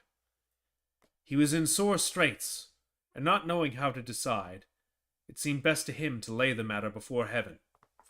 Accordingly, he led 2 victims to the altar and made sacrifice to Zeus the king. For it was he and no other who had been named by the oracle at Delphi, and his belief was that the vision which he had beheld when he first essayed to undertake the joint administration of the army was sent to him by that god. He also recalled to mind a circumstance which befell him still earlier, when setting out from the Ephesus to associate himself with Cyrus, how an eagle screamed on his right hand from the east, and still remained perched, and the soothsayer who was escorting him said that it was a great and royal omen, indicating glory and yet suffering, for the punier race of birds only attack the eagle when seated. Yet, added he, it bodes not gain in money, for the eagle seizes his food not when seated, but on the wing. Thus Xenophon sacrificed, and the god, as plainly as might be, gave him a sign, neither to demand the generalship, nor, if chosen, to accept the office. And that was how the matter stood when the army met, and the proposal to elect a single leader was unanimous. After this resolution was passed, they proposed Xenophon for election, and when it seemed quite evident that they would elect him, if he put the question to the vote, he got up and spoke as follows. Sirs, I am but mortal, and must needs be happy to be honored by you. I thank you, and am grateful, and my prayer is that the gods may grant me to be an instrument of blessing to you. Still, when I consider it closer, thus, in the presence of a Lacedaemonian, to be preferred by you as general seems to me but ill conducive either to your interests or to mine, since you will the less readily obtain from them hereafter anything you may need. While for myself I look upon acceptance as even somewhat dangerous. Do I not see and know with what persistence these Lacedaemonians prosecuted the war, till finally they forced our state to acknowledge the leadership of Lacedaemon? This confession once extorted from their antagonists, they ceased warring at once, and the siege of the city was at an end. If, with these facts before my eyes, I seem to be doing all I can to neutralize their high self-esteem, I cannot escape the reflection that personally I may be taught wisdom by a painful process. But with your own idea that under a single general there will be less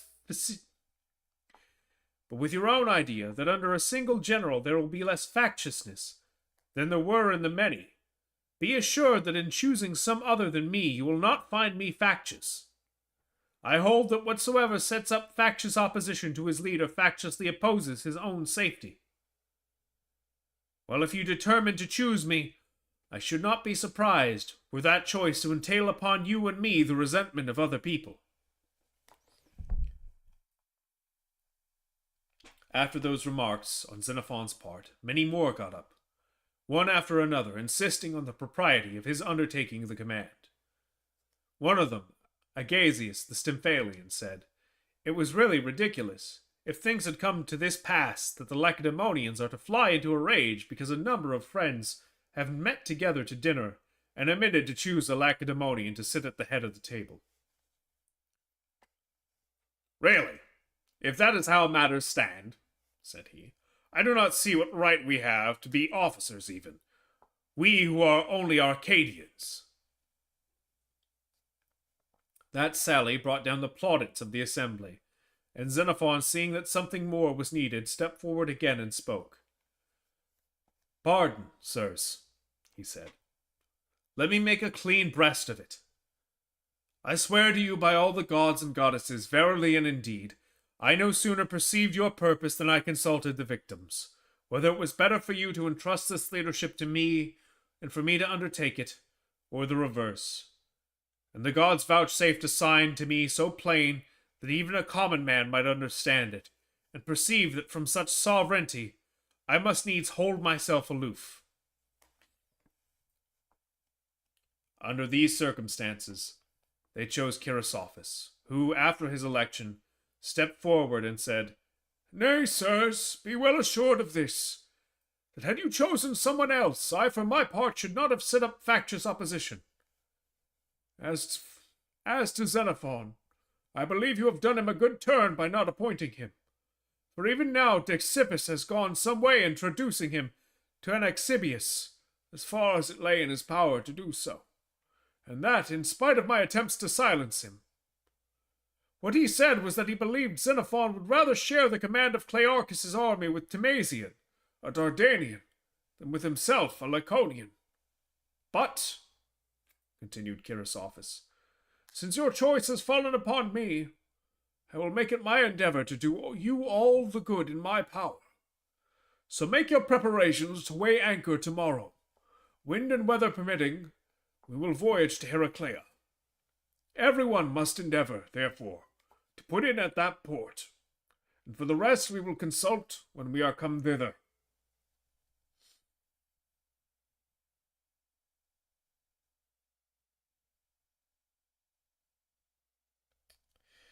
And I can't help feeling that once again, this is just another case of propaganda. Like, oh, no, you guys can't pick me. No, I'd be terrible. No, I can't be a leader. It couldn't possibly. No, pick somebody else, please. The gods, I asked the gods, they're not for it.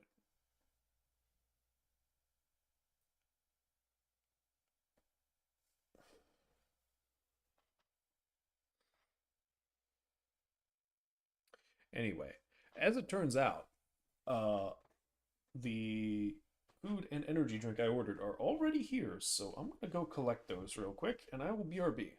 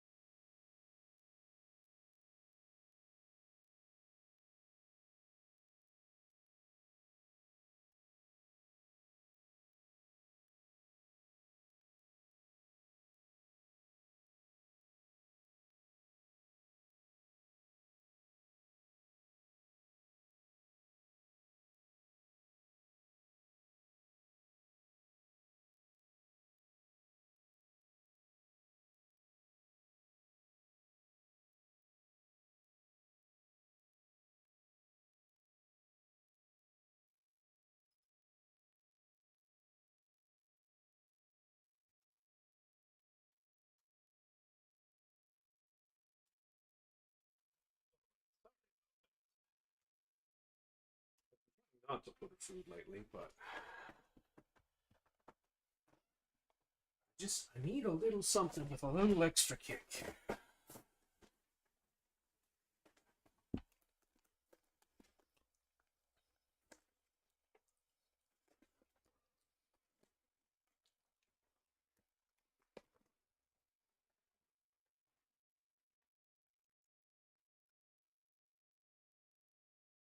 Ew. Hang on a sec, I gotta go rinse this off. That's disgusting. Well, what they did to the rim of this drink.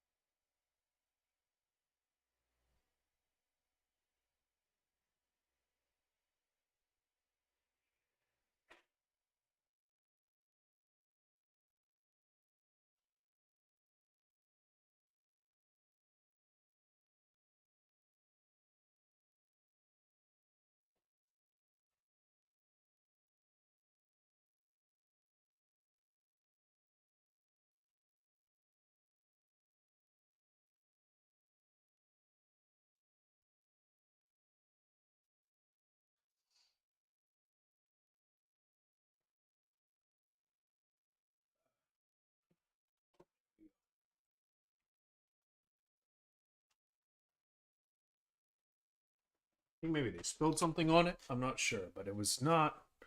It was. Ugh.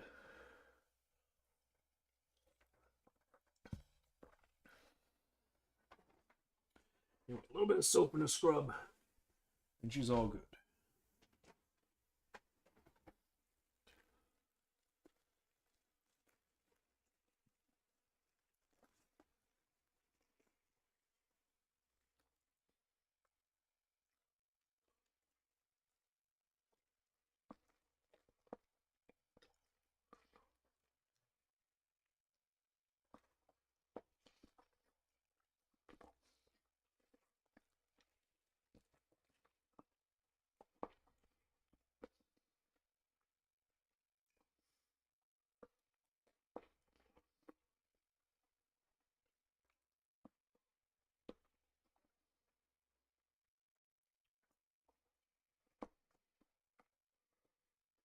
Mm.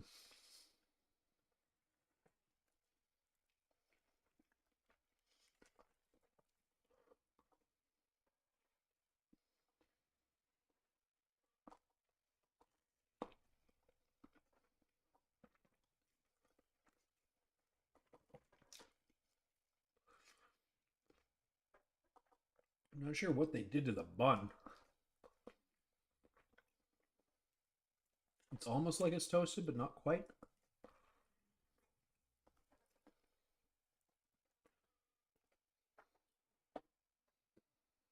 It's like crunchy.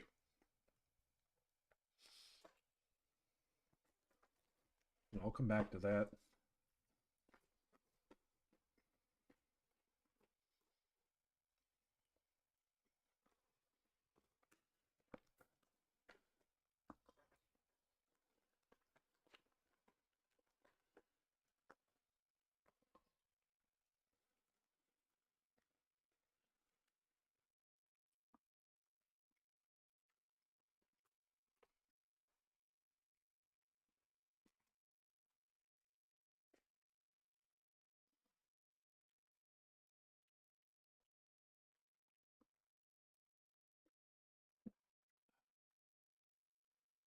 Ugh.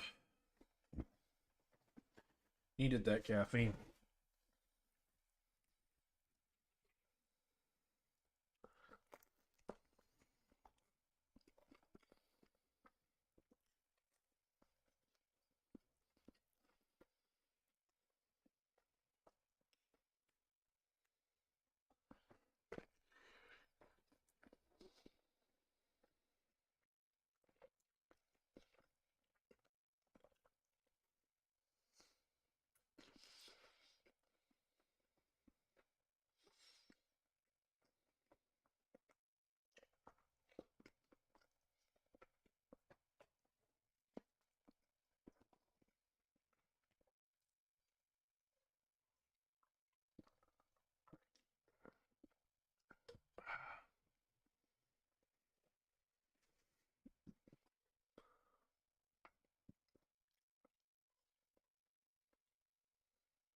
We'll see if I sleep tonight.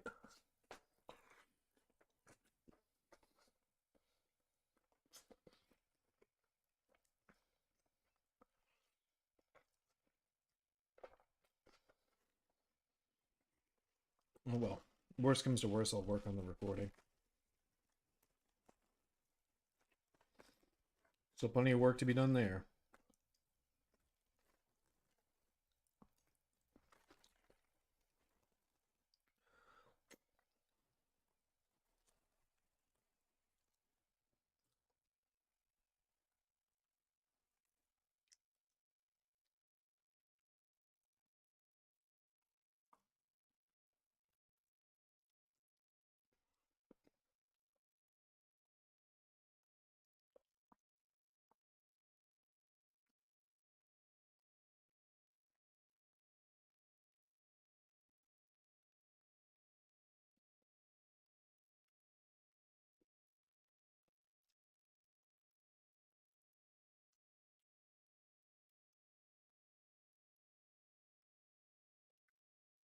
Jesus, no wonder this burger was so tall. It gave me 2 patties.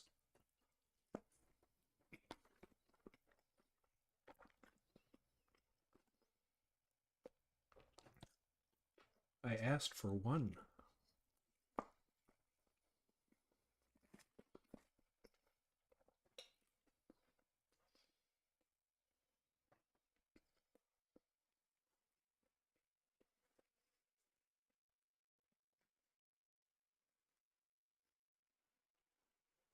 I know that's like, oh, your steak's too buttery, your lobster too, or your steak's too juicy, your lobster's too buttery. Ass complaint. But like,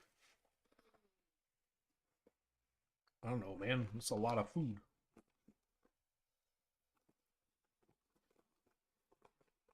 I'm trying to not be a total fat ass over here.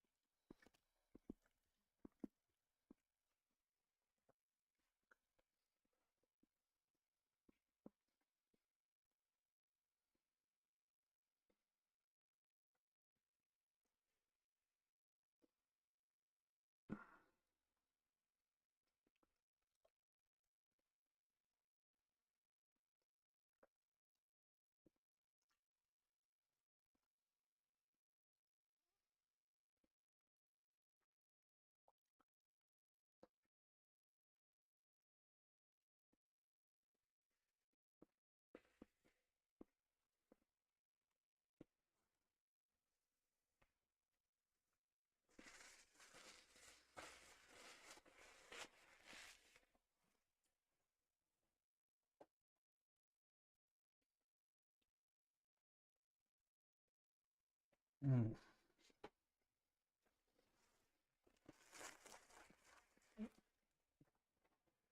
Okay, food is dummy.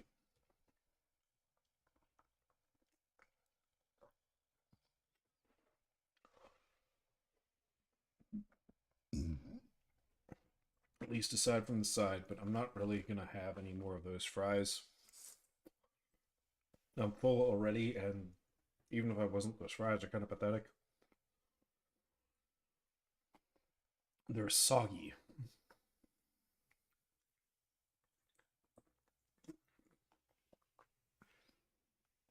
I don't know about you, but there's nothing more unappealing to me than a soggy fry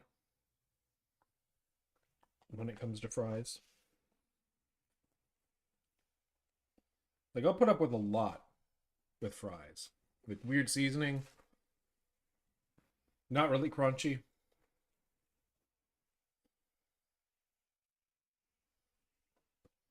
But the moment you get, like, soggy, like, no, that's... You've lost me.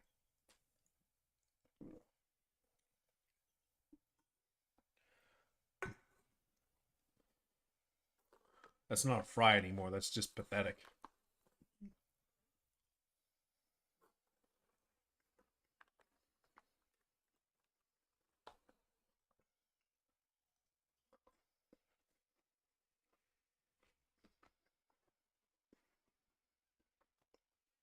Alrighty. Sorry for the extended wait. Let's continue on into chapter 2.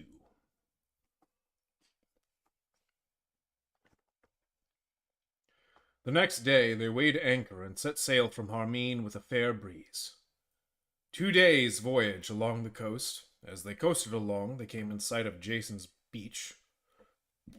Oh, excuse me.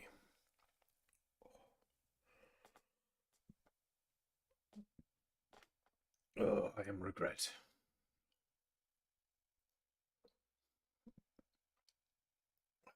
Are we settled? Okay. Try that again. As they coasted along, they came in sight of Jason's beach, where, as the story says, the ship Argo came to moorings. And then the mouths of the rivers, first the Thermodon, then the Iris, then the Halys, and next to it the Parthenius. Coasting past the latter, they reached the Heraclea, a Hellenic city and a colony of the Megarians, situated in the territory of the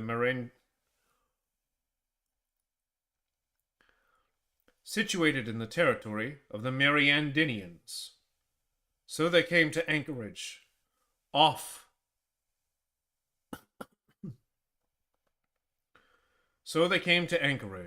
the Echerusian Chersonese, where Heracles is said to have descended to bring up the dog Cerberus, at a point where they still show the marks of his descent, a deep cleft more than 2 furlongs down.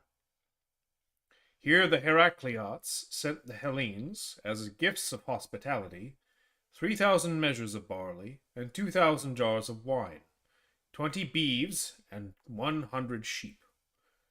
Through the flat country here flows the Lycus River, as it is called, about 200 feet in breadth.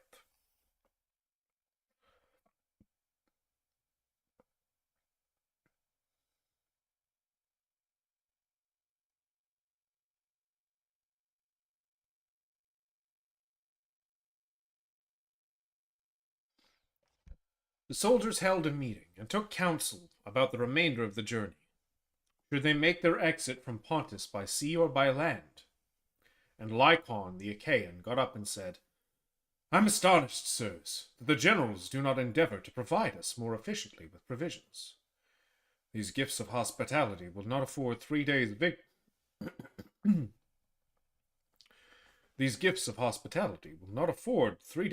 for the army. Nor do I see from what region we are to provide ourselves as we march. My proposal, therefore, is to demand of the Heracleots at least 3,000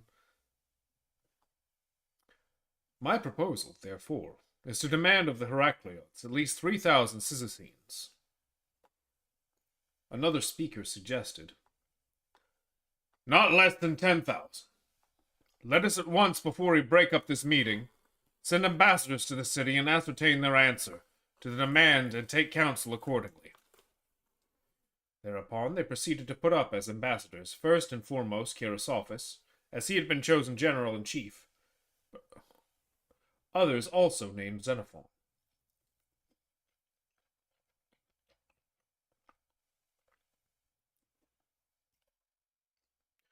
But both Kerasophis and Xenophon stoutly declined, maintaining both alike that they could not compel a Hellenic city, actually friendly, to give anything which they did not spontaneously offer.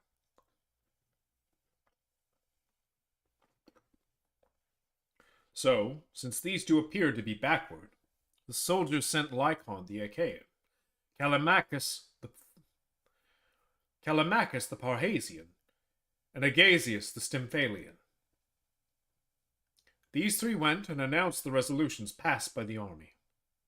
Lycon, it was said, even went so far as to threaten certain consequences in case they refused to comply.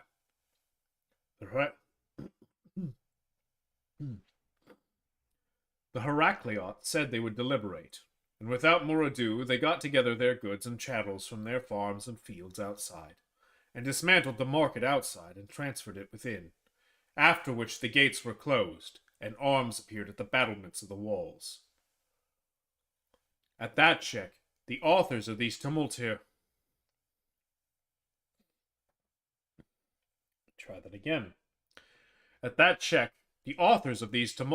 measures fell to accusing the generals, as if they had marred the proceeding. And the Arcadians and Achaeans banded together, chiefly under the auspices of the two ringleaders, Callimachus the Parrhasian and Lycon the Achaean. The language they held was to this effect: it was outrageous that a single Athenian and a Lacedaemonian, who had not contributed a soldier to the expedition, should rule Peloponnesians. Scandalous that they themselves should bear the toils, whilst others pocketed the spoils. And that, too, though the preservation of the army was due to themselves. For as every one must admit, to the Arcadians and Achaeans the credit of the achievement was due, and the rest of the army went for nothing, which was indeed so far true that the Arcadians and Achaeans did form numerically the larger half of the whole army. What then did common sense suggest?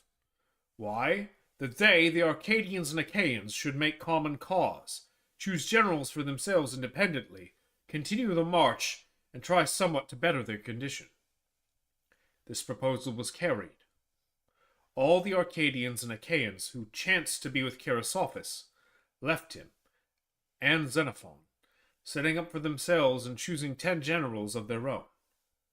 These 10, it was decreed, were to put into effort such measures as approved themselves to the majority.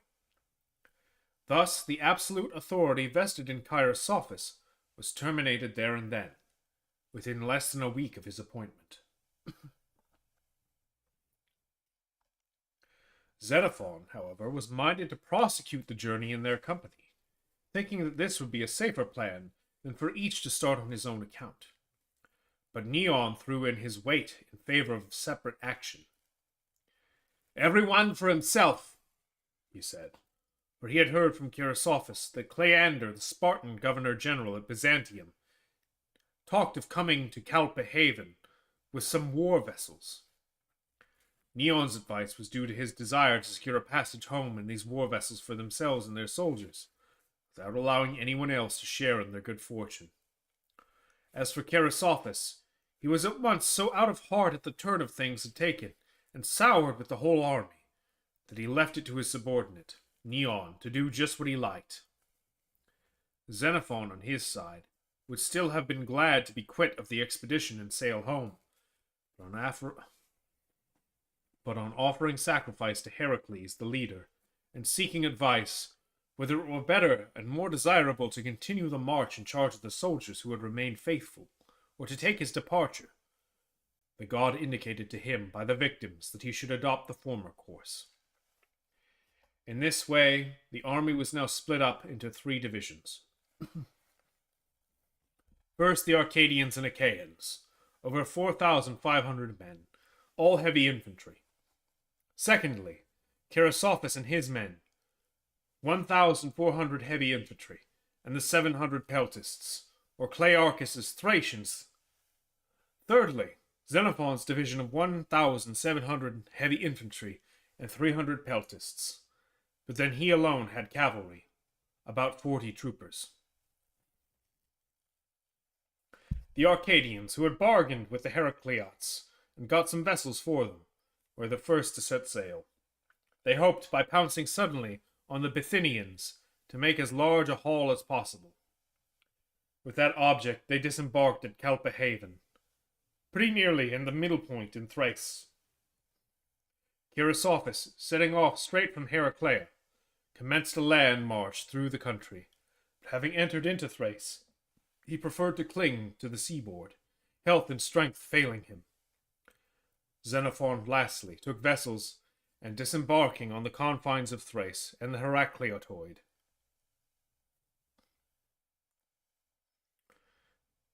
Xenophon lastly took vessels and disembarking on the confines of Thrace and the Heracleotid, pushed forward through the heart of the country.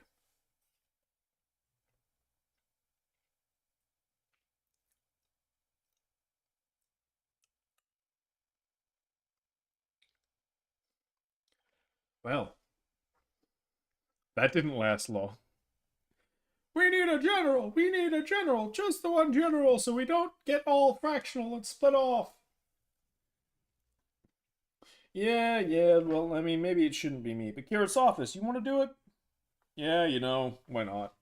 You would have gotten yelled at anyway, and bad things would have happened. 1 week later.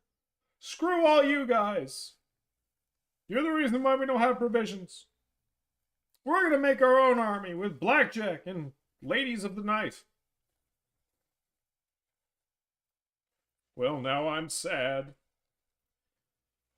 Man, I just really want to go home. Should I go home? No. God dang it. Okay.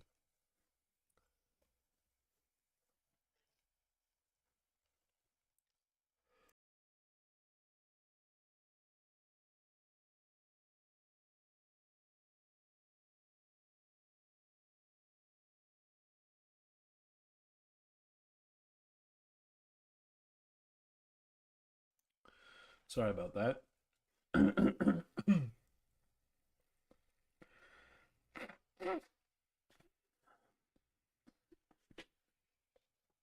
Throat is just a little stuffy. But what would you expect? Anyway, onwards, shall we? To chapter 3.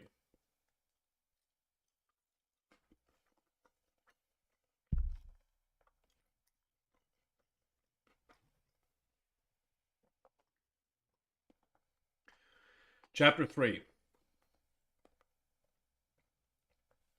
The Arcadians, disembarking under the cover of night at Calpe Haven, marched against the nearest villages about 30 furlongs from the sea.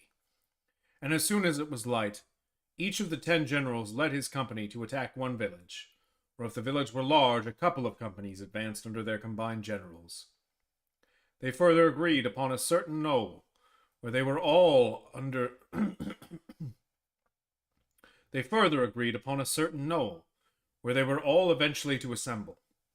So sudden was their attack that they seized a number of captives and enclosed a multitude of small cattle. But the Thracians who escaped began to collect again.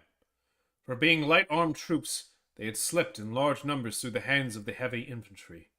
And now that they were got together, they first attacked the company of the Arcadian general, Smicres, who had done his work and was retiring to the appointed meeting place, driving along a large train of captives and cattle.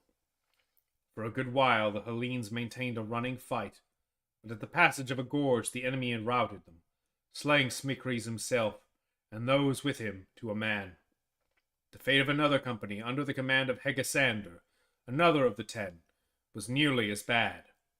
Only 8 men escaped, Hegesander being one of them. The remaining captains eventually met, some with somewhat to show for their pains, others empty-handed. The Thracians, having achieved the success, kept up a continual shouting and clatter of conversation to one another during the night.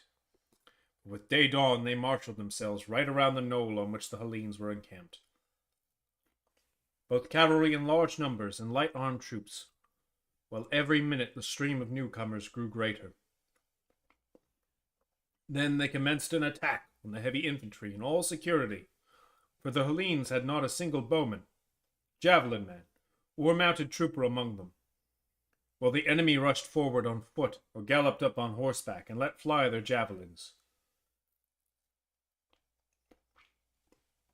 It was vain to attempt to retaliate, so lightly did they spring back and escape, and ever the attack renewed itself from every point, so that on one side man after man was wounded, on the other not a soul was touched, the result being that they could not stir from their position, and the Thracians ended by cutting them off even from their water. In their despair, they began to parley about a truce, and finally various concessions were made and terms agreed to between them. But the Thracians would not hear of giving hostages in answer to the demands of the Hellenes. At that point, the matter rested. So fared it with the Arcadians.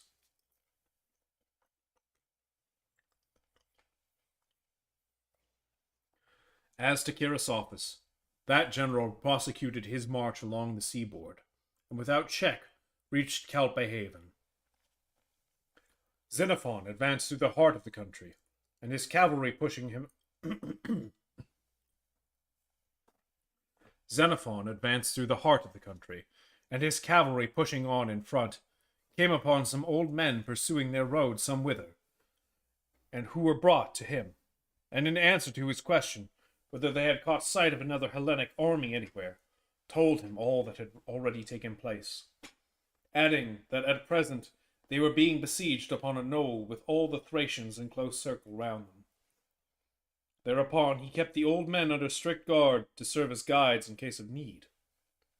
Next, having appointed outposts, he called a meeting of the soldiers and addressed them.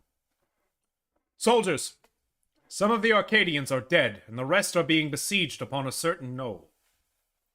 Now my own belief is that if they are to perish, with their deaths the seal is set to our own fate, since we must reckon with an enemy at once numerous and emboldened.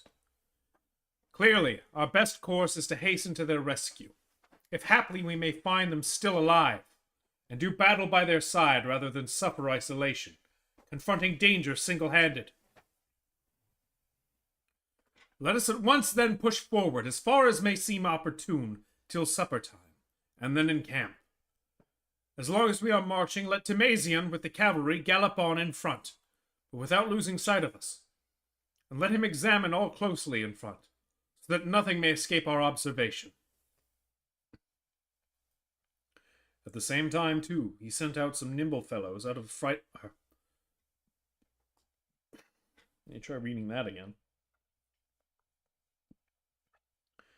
At the same time, too, he sent out some nimble fellows of the light-armed troops to the flanks and to the high tops, who were to give a signal if they espied anything anywhere, ordering them to burn everything inflammable which lay in their path. As for ourselves, he continued, we need not look to find cover in any direction, for it is a long step back to Heraclea, and a long leap across to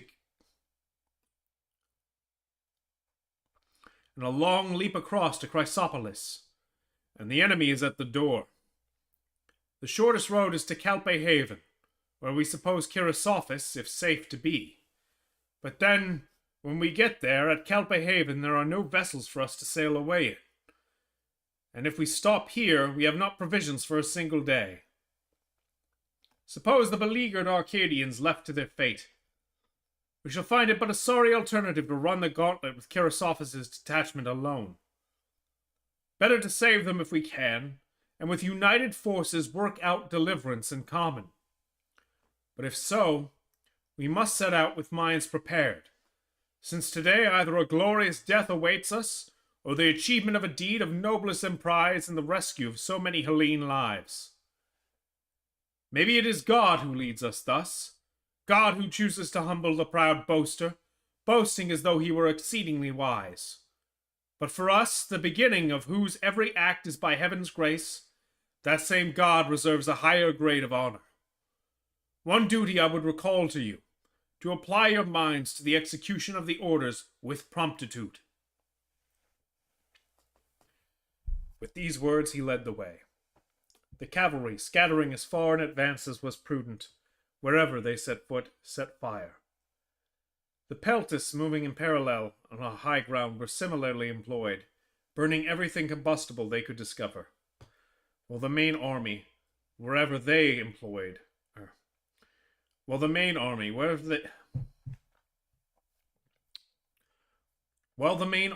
wherever they came upon anything which had accidentally escaped, completed the work, so that the whole country looked as if it were ablaze, and the army might easily pass for a larger one. When the hour had come, they turned aside to a knoll and took up quarters, and there they espied the enemy's watchfires. He was about 40 furlongs distant. On their side they also kindled as many watchfires as possible. But as soon as they had dined, the order was passed to quench all the fires. So during the night they posted guards and slept. But at daybreak they offered prayers to the gods, and drawing up in order of battle, began marching with what speed they might. Timasian and the cavalry, who had the guides with them, and were moving on briskly in front, found themselves without knowing in the very knoll upon which the Hellenes had been beleaguered. But no army could they discover, whether of friend or foe, only some starveling old women and men, with a few sheep and oxen which had been left behind. This news they reported to Xenophon and the main body. At first the marvel was what had happened, but ere long they found out by inquiries from the folk who had been left behind that the Thracians had set off immediately after sundown and were gone. The Hellenes had waited until morning before they made off, but in what direction they could not say. On hearing this, Xenophon's troops first breakfasted, and then getting their kit together, began their march, desiring to unite with the rest at Calpe Havens without loss of time.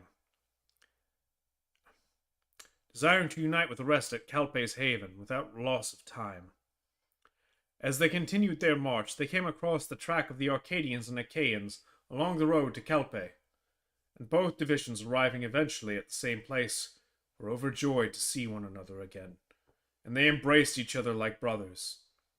Then the Arcadians inquired of Xenophon's officers why they had quenched the watchfires.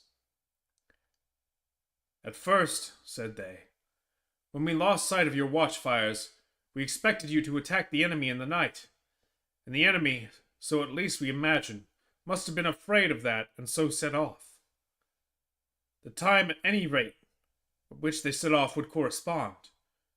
But when the requisite time had elapsed and you did not come, we concluded that you must have learnt what was happening to us, and in terror had made a bolt for it to the seaboard.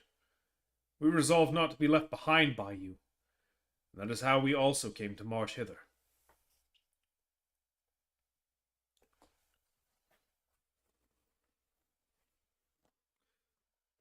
Sometimes, if you do just enough, it'll be like you didn't do anything at all.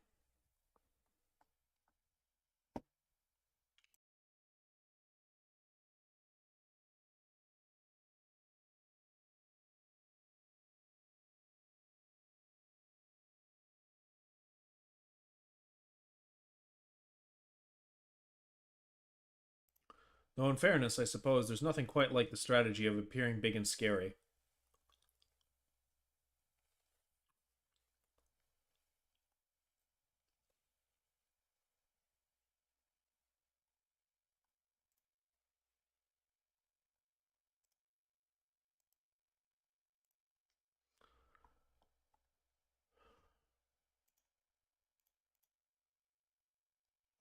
Anyway,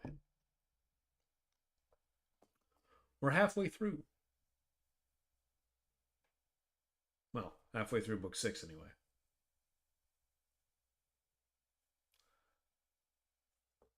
Those chapters 1, 2, and no,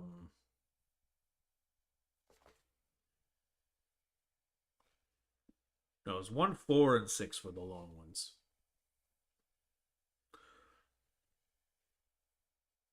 So, yeah. This and Chapter 6 are going to be the slog. Joy of joys. Well, I mean, thankfully, for as long as we've gone, we're honestly making good pace. We're managing about, what, a chapter a half hour?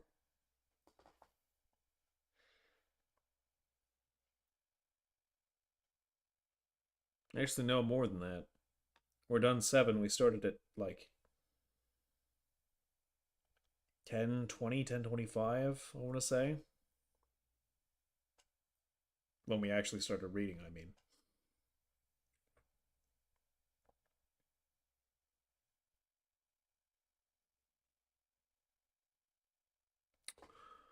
Almost a chapter every 15 minutes. It's not bad. Anyway, Chapter 4. During this day, they contented themselves with bivouacking there on the beach at the harbor.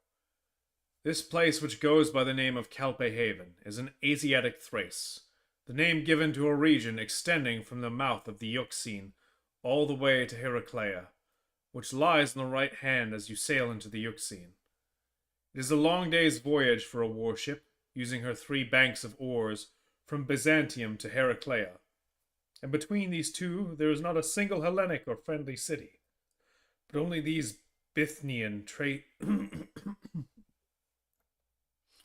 between these two there is not a single Hellenic or friendly city, but only these Bithynian Thracians, who have a bad reputation for the savagery with which they treat any Hellenes cast ashore by shipwreck or otherwise thrown into their power.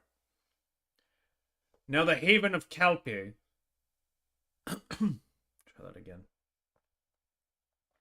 Now the haven of Calpe lies exactly midway, having the voyage between Byzantium and Heraclea. It is a long promontory running out into the sea, the seaward portion being a rocky precipice, at no point less than 20 fathoms high.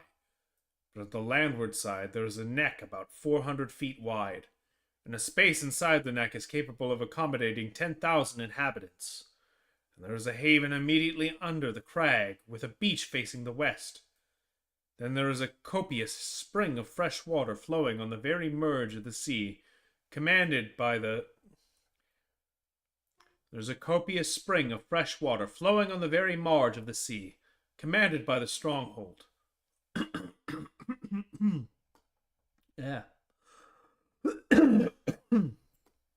Sorry.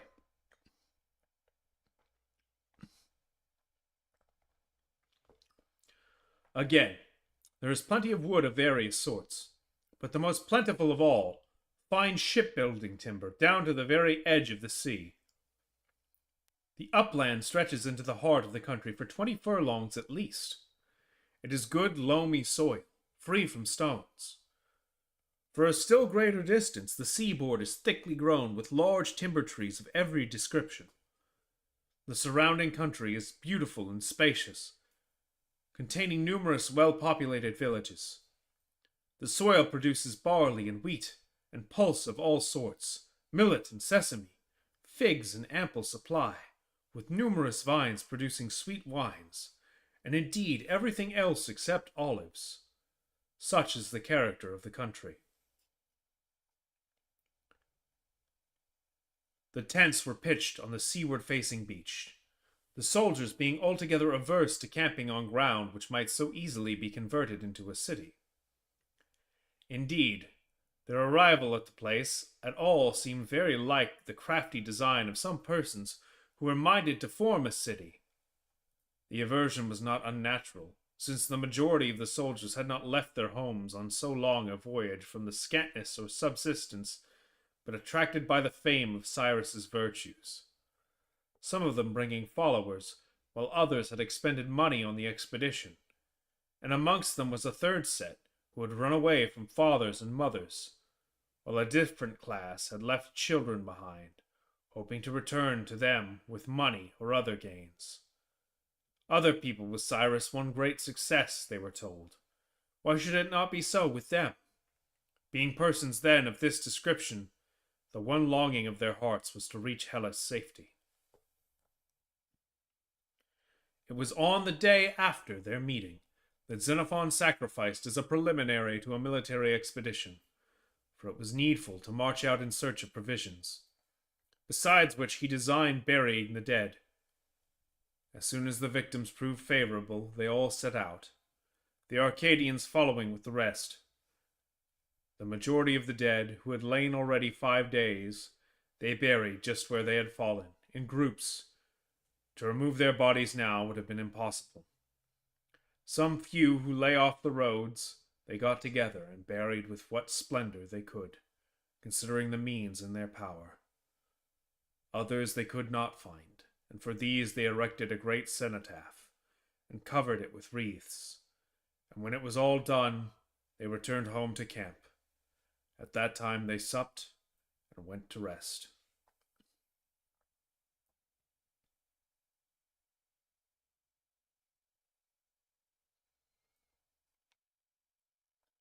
Next day, there was a general meeting of the soldiers, collected chiefly by Agasius. Next day, there was a general meeting of the soldiers, collected chiefly by Agasius the Stymphalian, a captain, and Hieronymus, an Elean, also a captain, and other seniors of the Arcadians, and they passed a resolution that, for the future, whoever revived the idea of breaking up the army should be punished by death. Whoever revived the idea of breaking up the army should be punished by death. And the army, it was decided, would now resume its old position under the command of its former generals, though Chrysophis indeed had already died under medical treatment for fever, and Neon, the Essenian, had taken his place. After these resolutions, Xenophon got up and said, "Soldiers, the journey must now, I presume, be conducted on foot. Indeed, this is clear, since we have no vessels, and we are driven to commence it at once, for we have no provisions if we stop. We then...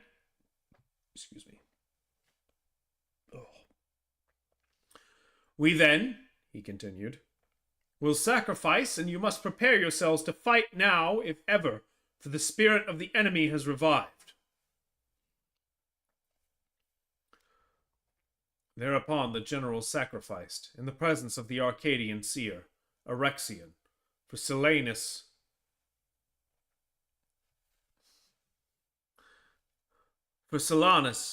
the Ambrachiot, had chartered a vessel at Heraclea, and made his escape ere this.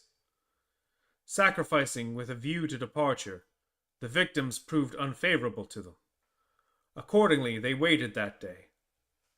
Certain people were bold enough to say that Xenophon, out of his desire to colonize the place, had persuaded the seer to say that the victims were unfavorable to departure. Consequently, he proclaimed by herald next morning that anyone who liked should be present at the sacrifice. Or if he were a seer, he was bidden to be present and help inspect the victims. Then he sacrificed, and there were numbers at present. But though the sacrifice on question of departure was repeated as many as 3 times, the victims were persistently unfavorable. Thereat the soldiers were in high dudgeon, for the provisions they had brought with them had reached the lowest ebb, and there was no market to be had. Consequently, there was another meeting, and Xenophon spoke again. "Men," said he, "the victims are, as you may see for yourselves, not yet favorable to the march. But meanwhile, I can see for myself that you are in need of provisions.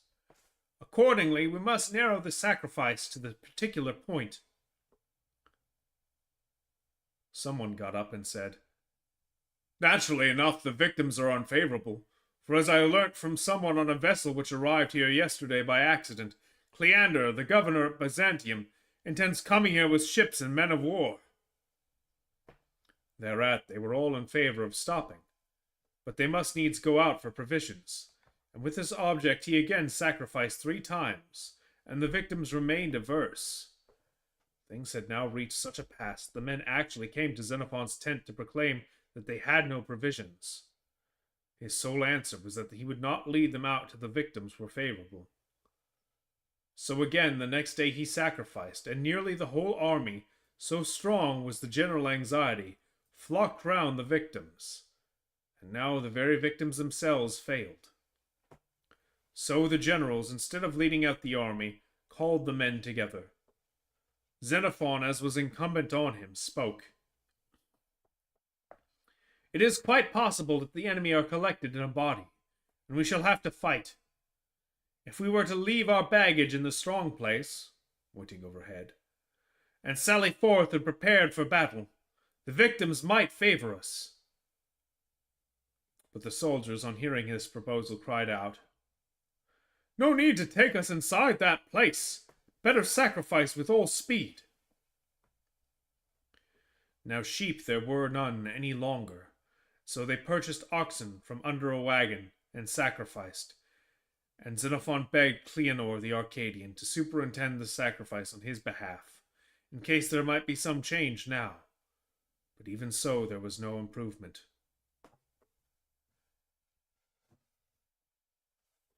Now Neon was general in place of Chrysophis, and seeing the men suffering so cruelly from want, he was willing to do them a good turn. So he got hold of some Heracliot or other, who said he knew of villages close by from which they could get provisions, and proclaimed by herald, If anyone liked to come out and get provisions, be it known that he, Neon, would be their leader. So out came the men with spears and wineskins and sacks and other vessels, 2,000 strong in all. But when they had reached the villages and began to scatter for the purpose of foraging, for Anabasis' cavalry were the first to fall upon them. They had come to the aid of the Bithynians, wishing, if possible, in conjunction with the latter, to hinder the Hellenes from entering Phrygia. These troopers killed no less than 500 of the men, and the rest fled for their lives up into the hill country. News of the catastrophe was presently brought into camp by one of those who had escaped, and Xenophon, seeing that the victims had not been favorable on that day, took a wagon bullock, in the absence of other sacrificial beasts, offered it up, and started for the rescue. He and the rest under 30 years of age to the last man. Thus they picked up the remnant of Neon's party, and returned to camp. It was now about sunset, and the Hellenes in deep despondency were making their evening meal, when all of a sudden, through bush and brake, a party of Bithynians fell upon the pickets, cutting down some and chasing the rest into the camp.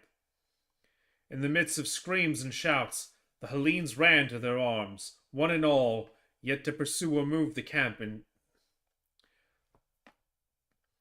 the midst of screams and shouts, the Hellenes ran to their arms, one and all. Yet to pursue or move the camp in the night seemed hardly safe, for the ground was thickly grown with bush. All they could do was to strengthen the outposts and keep watch under arms the livelong night. Well, shit. First time someone's been bold enough to actually attack them. Well, sorry.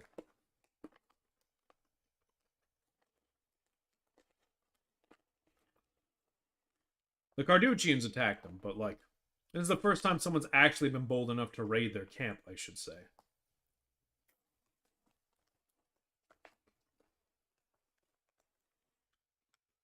Everybody else at least had the sense to stay away, but no.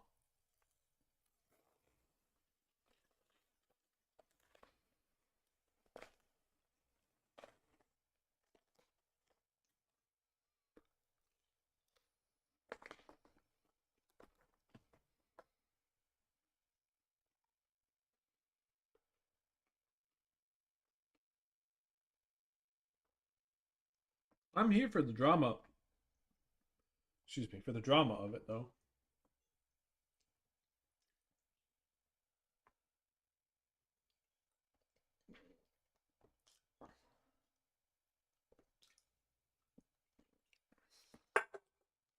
Again, though, you can't help but feel like this is propaganda, because, like,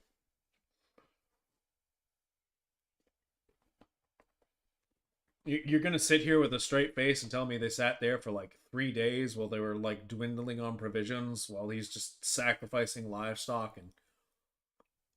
Well, what do the victims say? Are we good today or are we not? Oh, God, say we can't go. We shouldn't go. Oh, but hey, I'm your main rival, the guy under Kurosawa's. I say we should go and get some we should go and get some provisions because clearly everyone's sad and needs provisions. Oh God, they're killing us.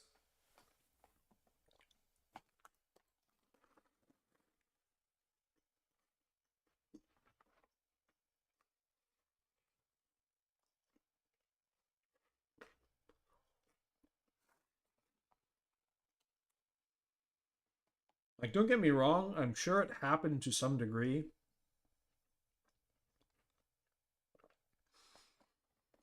But it's just this layering on of like, oh, the gods really didn't want us to do this. The gods really didn't want us to do this. The gods who I'm deriving my authority from and like appealing to as you read this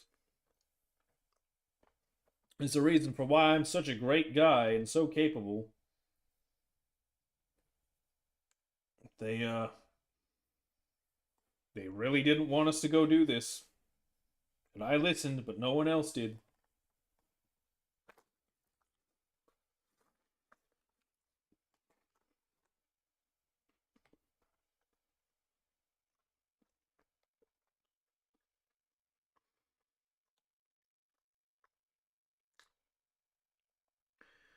I don't know, it's almost like an inversion of the Assyrian or like Babylonian kings when they would write about their victories and their triumphs. Basically, I'm a god among men. I did all this. I ruined the city. I burned the crops. I scattered their chariot riders into the rivers and cut them down there and made the river turn red with blood. This, that, the other thing. And this is like, man, I really asked the gods a lot of times, and every time they said no. So I said, okay, I'll do what the gods say.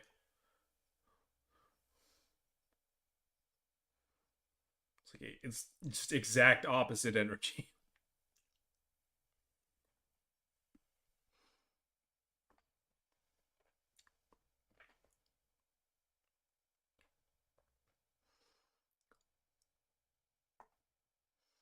Yet, funnily enough, both for the exact same reasons.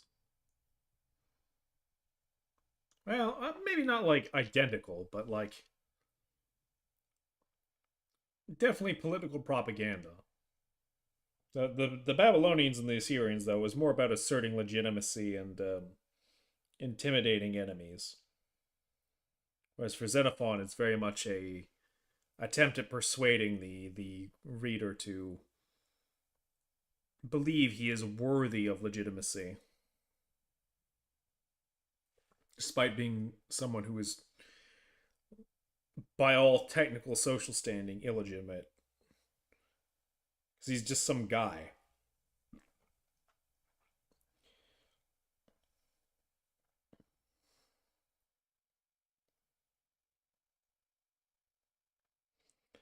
He doesn't talk, as far as I'm aware, he doesn't talk about his life before the adventure much. Like what kind of life he lived as a soldier.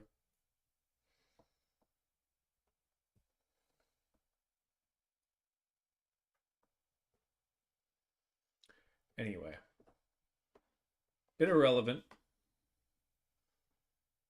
But what isn't is that we still have 2 more chapters. So let's get those done with chapter 5. And so they spent the night.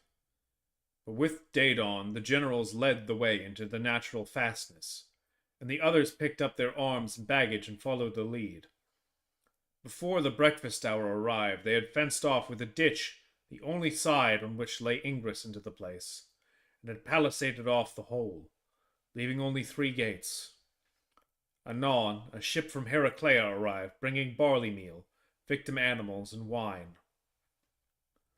Xenophon was up betimes, and made the usual offering for starting on an expedition, and at the first victim the sacrifice was favorable. Just as the sacrifice ended, the seer Erexion, the Parrhasian, caught sight of an eagle, which boded well, and bade Xenophon lead on. So they crossed the trench and grounded arms. Then proclamation was made by herald for the soldiers to be left in camp. Then proclamation was made by herald for the soldiers to breakfast and start on an expedition under arms. The mob of sutlers and the captured slaves would be left in camp. Accordingly, the mass of the troops set out. Neon alone remained, for it seemed best to leave that general and his men to guard the contents of the camp. But when the officers and soldiers had left them in the lurch, they were so ashamed to stomp in camp while the rest marched out, that they too set out, leaving only those above 45 years of age. These then stayed, while the rest set out on the march. Before they had gone 2 miles, they stumbled upon dead bodies, and when they had brought up the rear of the column in a line with the first bodies to be seen, they began digging graves and burying all included in the column from end to end.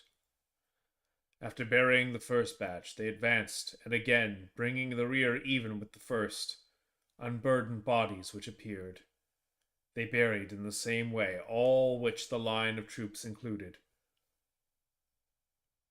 Finally, reaching the road that led out of the villages where the bodies lay thick together, they collected them and laid them in a common grave.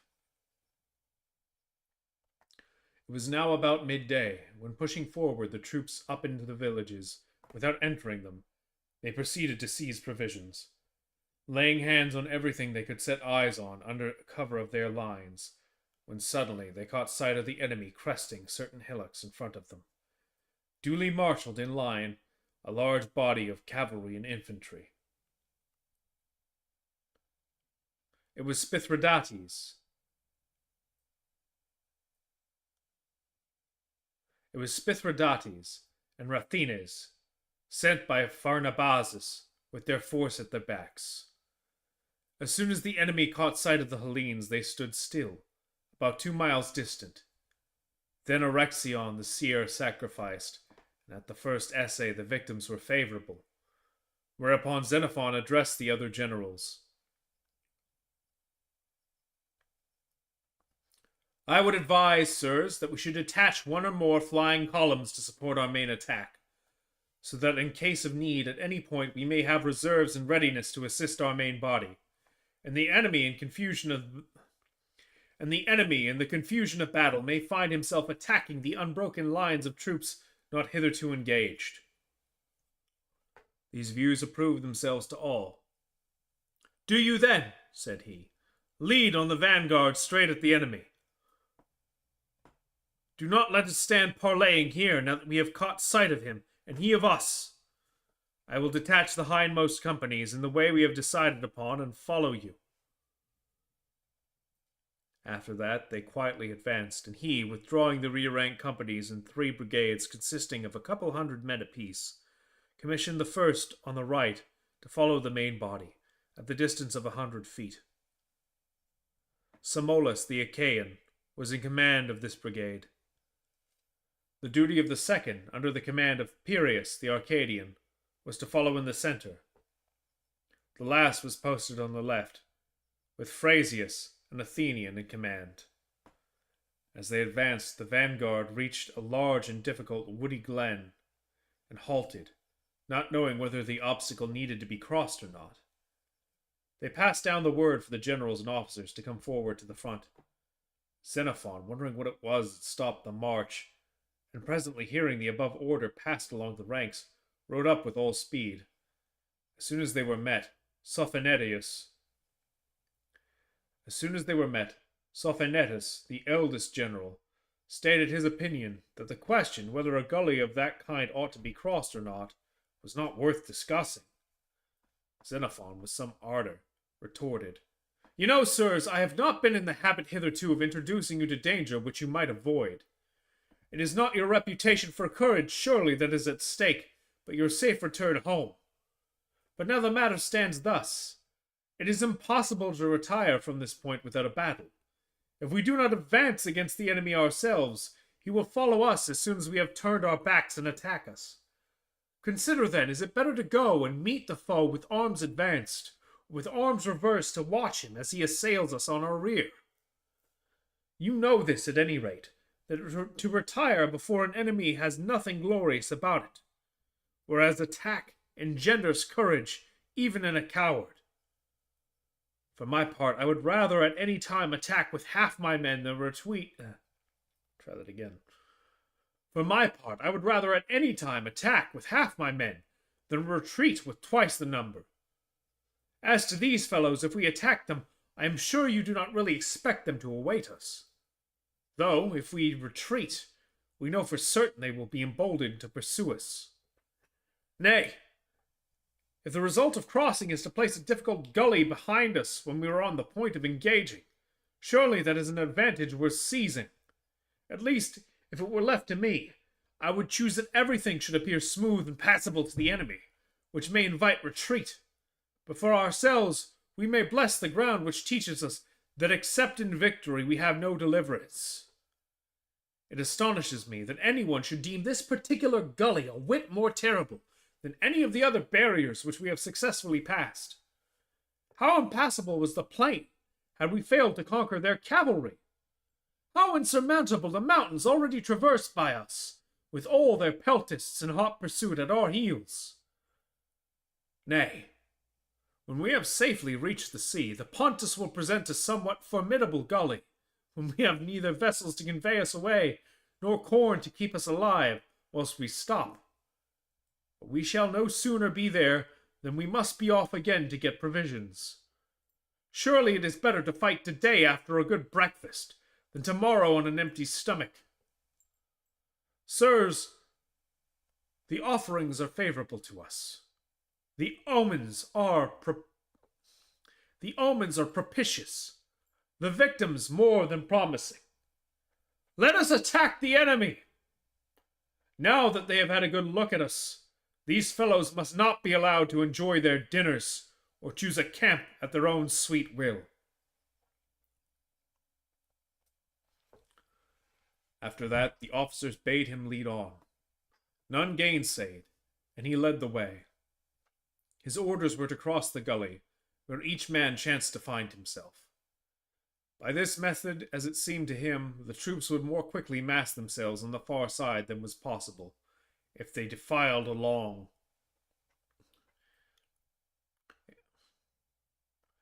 By this method, as it seemed to him, the troops would more quickly mass themselves on the far side than was possible if they defiled along the bridge which spanned the gully.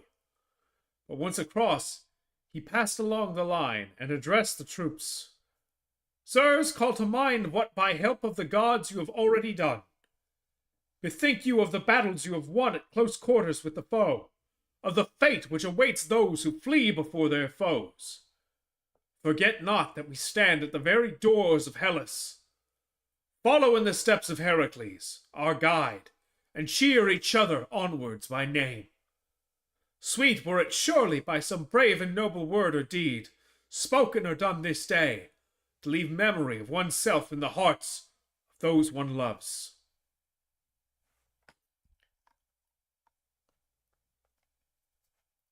These words were spoken as he rode past, and simultaneously he began leading on the troops in battle, and placing the peltists on either flank of the main body, he moved against the enemy. Along the line the order had sped, to keep their spears at rest on the right shoulder until the bugle signal, then lower them for the charge, slow march and even pace, no one to quicken into a run. Lastly, the watchword was passed. Zeus the Savior, Heracles our guide. The enemy waited their approach, confident in the excellence of his position. But as they drew closer, the Hellene light troops, with a loud "Alala!" without waiting for the order, dashed against the foe. The latter on their side came forward eagerly to meet the charge, both the cavalry and the mass of the Bithynians, and these turned the peltists. But when with counter wave the phalanx of the heavy infantry rapidly advancing faced them, and at the same time the bugle sounded, and the battle hymn rose from all conjecture, the enemy no longer welcomed them, but fled.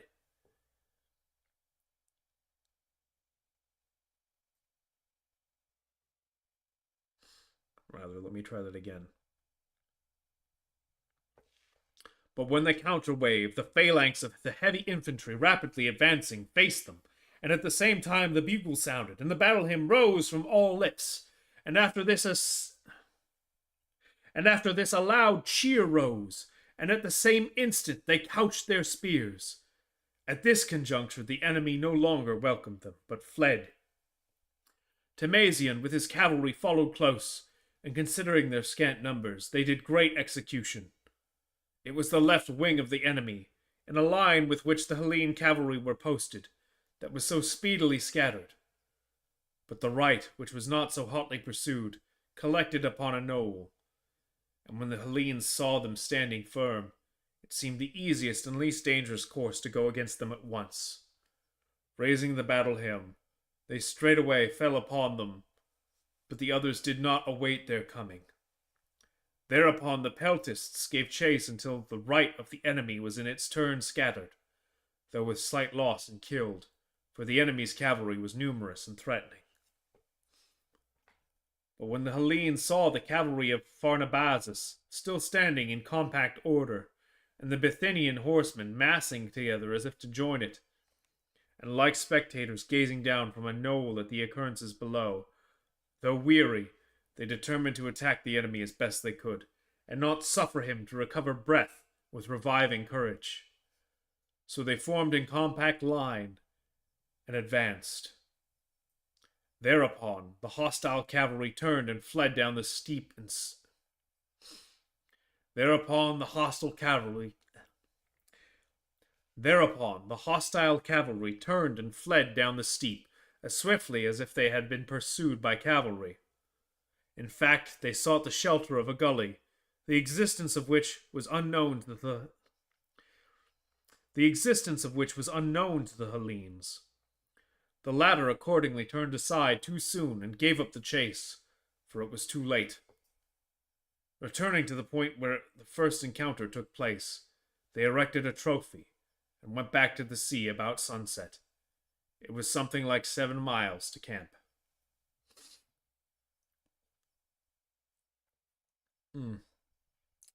Struggling just a little bit to keep the eyes open. We're on the last chapter. Crazy of them to rout everybody despite the lack of numbers and like recent dead. I mean, I guess they did like rejoin and rekindle, and they've still got like 8,000 men.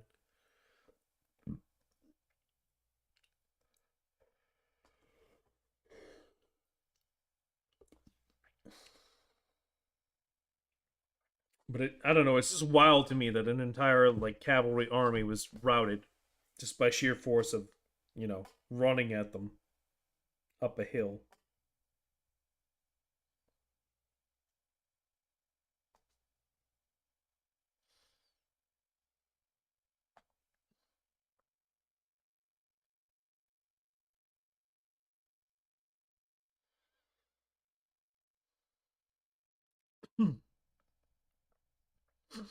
But anyway, before we pull a repeat of Friday, let me go ahead and try to finish chapter 6 so that we can call book 6 to be closed.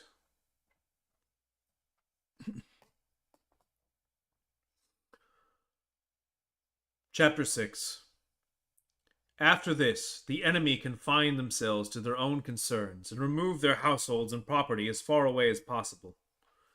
The Hellenes, on their side, were still awaiting the arrival of Cleander with the ships of war and transports, which ought to be there soon. So each day they went out with the baggage animals and slaves and fearlessly brought in wheat and barley, wine and vegetables, millet and figs, since the district produced all good things, the olive alone excepted. When the army stayed in camp to rest, pillaging parties were allowed to go out, and those who went out appropriated the spoils. But when the whole army went out, if any one went off apart and seized anything, it was voted to be public property. Ere long there was an ample abundance of supplies of all sorts. For marketables arrived from Hellenic cities on all sides, and marts were established. Mariners coasting by and hearing that a city was being founded and that there was a harbor were glad to put in. Even the hostile tribes dwelling in the neighborhood presently began to send envoys to Xenophon. It was he who was forming the place into a city, as they understood, and they would be glad to learn on what terms they might secure his friendship. He made a point of introducing these visitors to the soldiers.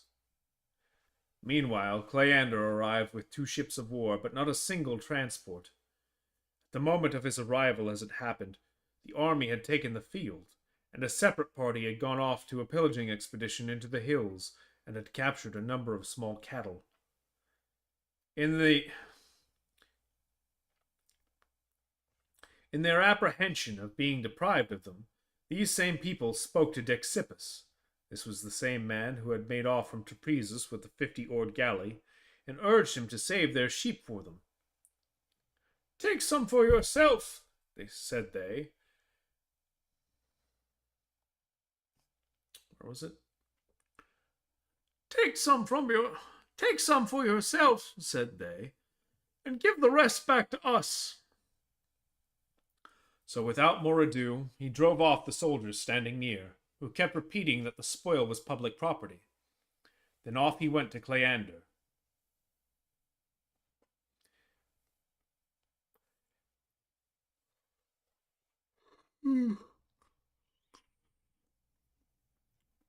"Here is an attempt," said he, "at robbery." Cleander bade him to bring up the culprit to him. Dexippus seized on someone, and was for hailing them to the Spartan governor. Just then Agasius came across him and rescued the man, who was a member of his company, and the rest of the soldiers present set to work to stone Dexippus, calling him traitor. Things looked so ill that a number of the crew of the ships of war took fright and fled to the sea. With the rest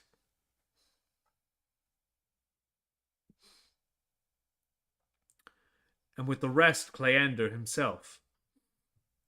Xenophon and the other generals tried to hold the men back, assuring Cleander that the affair signified nothing at all, and that the origin of it was a decree passed by the army. That was to blame, if anything. But Cleander, goaded by Dexippus, and personally annoyed at the fright which he had experienced, threatened to sail away and publish an interdict against them, forbidding any city to receive them, as being public enemies. For at this date the Lacedaemonians held sway over the whole Hellenic world. Thereat the affair began to wear an ugly look, and the Hellenes begged and implored Cleander to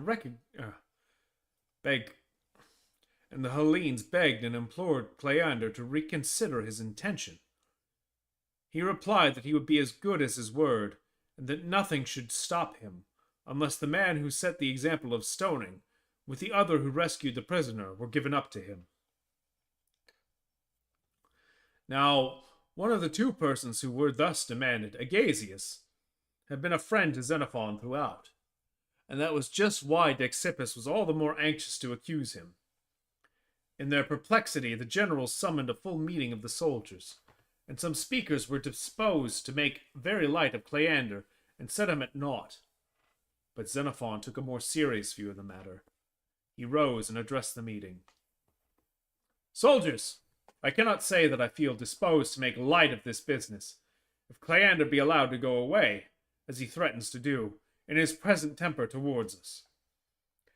There are Hellenic cities close by, but then the Lacedaemonians are the lords of Hellas, and they can, any one of them, carry out whatever they like in the cities. If then the first thing this Lacedaemonian does is to close the gates of Byzantium, and the next to pass an order to the other governors, city by city, not to receive us because we are a set of lawless ruffians, disloyal to the Lacedaemonians. And if, further, this report of us should reach the ears of their admiral, Anabasis, to stay or to sail away will alike be difficult. To stay or to sail away will alike be difficult.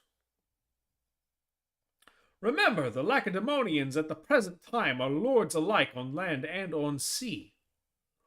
For the sake, then, of a single man, or for two men's sake, it is not right that the rest of us should be debarred from Hellas. But whatever they enjoin, we must obey.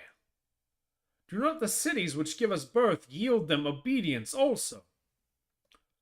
For my own part, inasmuch as Dixippus, I believe, keeps telling Cleander that Agasius would never have done this had not I, Xenophon, bidden him, I absolve you of all complicity, and Agasius too, if Agasius himself states that I am in any way a prime mover in this matter.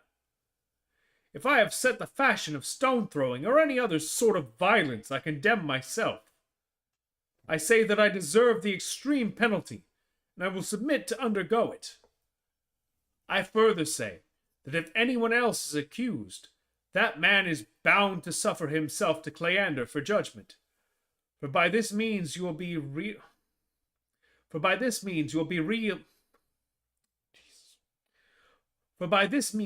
absolved entirely from the accusation. But as the matter now stands, it is cruel that just when we were aspiring to win praise and honor throughout Hellas, we are destined to sink below the level of the rest of the world, banned from the Hellenic cities, whose common name we boast. After him, Agasius got up and said, I swear to you, sirs, by the gods and goddesses, verily and indeed, neither Xenophon nor anyone else among you bade me rescue the man. I saw an honest man, one of my own company, being taken up by Dixippus, the man who betrayed you, as you know full well. That I could not endure. I rescued him. I admit the fact. Do not you deliver me up. I will surrender myself, as Xenophon suggests, to Cleander to pass what verdict on me he thinks right. Do not, for the sake of such a matter, make foes of the Lacedaemonians. Rather God grant that each of you may safely reach the goal of his desire. Only do you choose from among yourselves and send with me to Cleander those who, in case of any omission on my part, may by their words and acts supply what is lacking. Thereupon the army granted him to choose for himself whom he would have go with him and to go, and he at once chose the generals. After this they all set off to Cleander, Agasius and the generals, and the man who had been rescued by Agasius. And the generals spoke as follows. The army has sent us to you, Cleander, and this is their bidding. If you have fault to find with all, then say, you ought to pass sentence on all, and do with them what seems best. Or if the charge is against one man or two, or possibly several, what they expect of these people is to surrender themselves to you for judgment. Accordingly, if you lay anything to the charge of us generals, here we stand at your bar. Or do you impute the fault to someone not here? Tell us whom. Short of flying in the face of our authority, there is no one who will absent himself.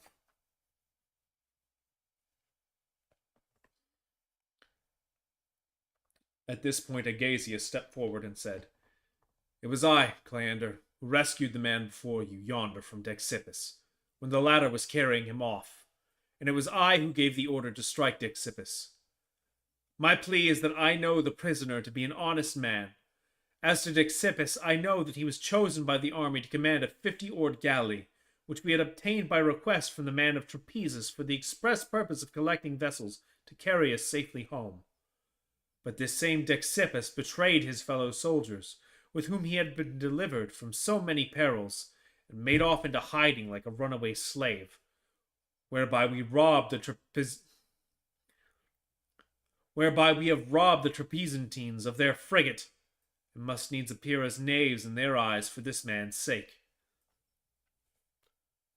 As to ourselves, as far as he could, he has ruined us, for, like the rest of us, he has heard how all but impossible it was for us to retreat by foot across the rivers and to reach Hellas in safety.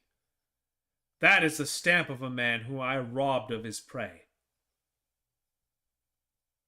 Now, had it been you yourself who carried him off, or one of your emissaries, or indeed any one short of a runaway from ourselves, be sure that I should have acted far otherwise. Be assured that if you must put me to death at this time, you are sacrificing a good, honest man for the sake of a coward and a scamp."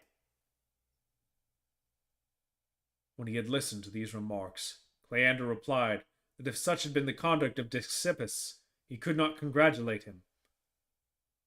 "But still," he added, turning to the generals, "were Dexippus ever so great a scamp, he ought not to suffer violence, but in the language of your own demand, he was entitled to a fair trial, and so to obtain his deserts.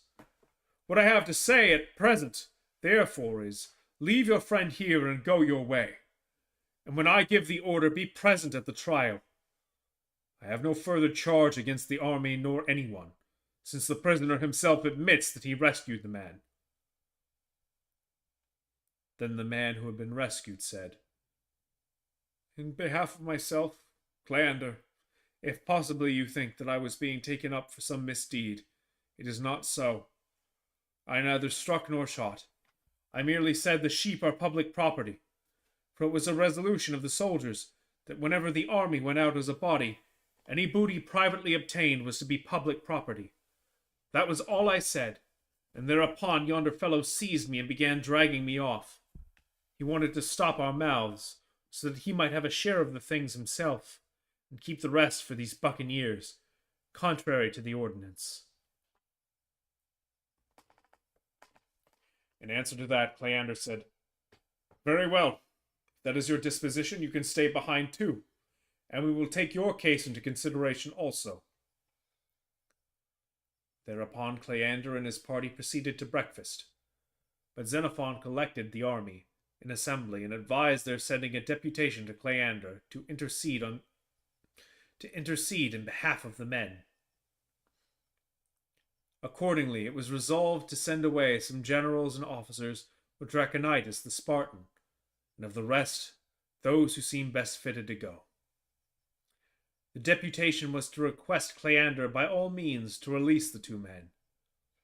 Accordingly, Xenophon came and addressed him thus: "Cleander, you have the men. The army has bowed to you and assented to do what you wished with respect to those two men.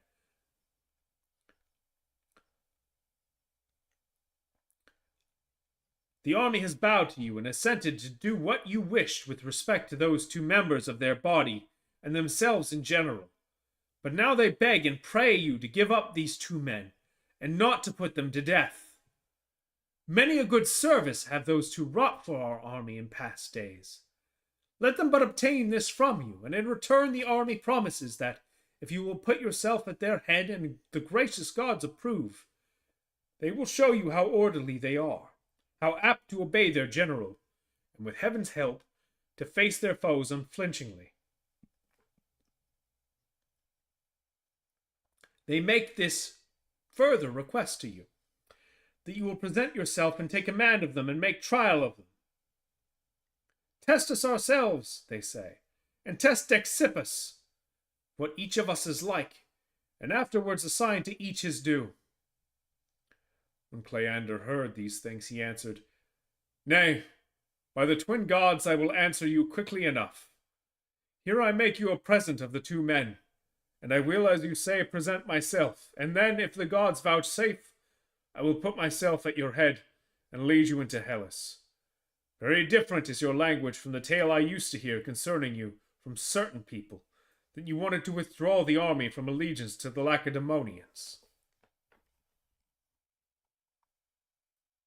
After this, the deputation thanked him and retired, taking with them the two men. Then Cleander sacrificed as a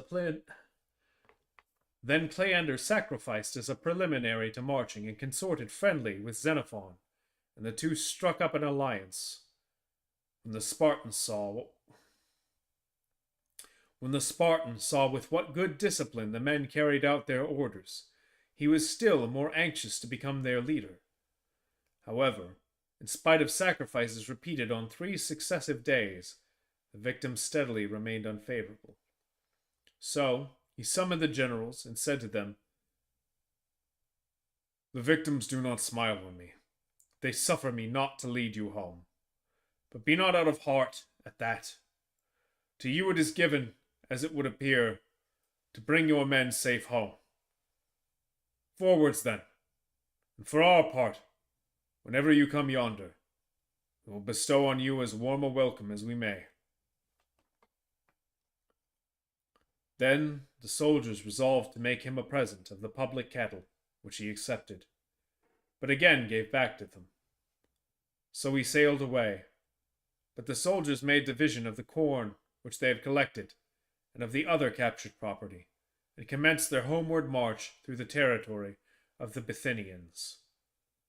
At first, they confined themselves to the main road, but not chancing upon anything whereby they might reach a friendly territory with something in their pockets for themselves, they resolved to turn sharp round, and marched for one day and night in the opposite direction. By this proceeding they captured many slaves and much small cattle, and on the 6th day reached Chrysopolis in Chalcedonia. Here they halted 7 days, while they disposed of their booty by sail.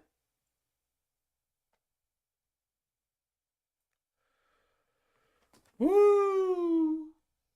10 chapters. We did it. I think it was my second longest reading stream of, well, of this anyway. I know some of the Monte Cristo streams went longer.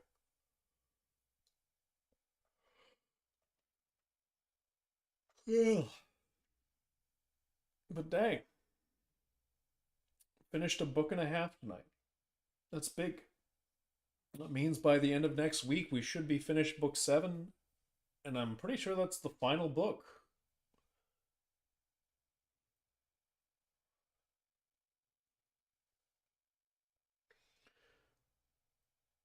It's kind of wild that we're already seeing such a close to the journey.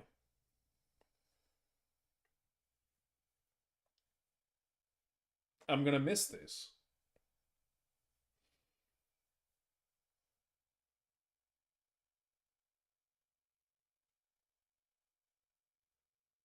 But, I mean,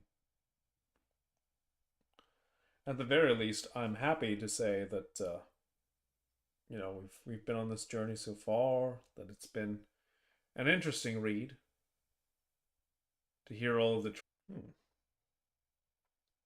I'm not really sure how many. Oh, I guess we lost connection there slightly with OBS, but we're back. Sorry about that. It was just a brief outage, thankfully. Yeah, I'm not sure how much of the story is embellishments. Certainly some of it. And I've been having a lot of fun trying to pick them out, or at least like point out when I think something is clearly propagandistic. That's been some good fun. But I'll miss this. I'm not really sure what I want to read next.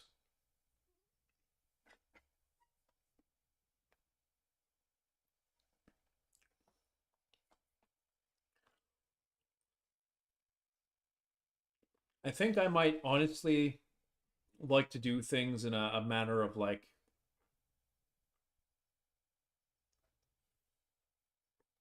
a book like this from history, or like a reading like this from history, and then move into maybe classics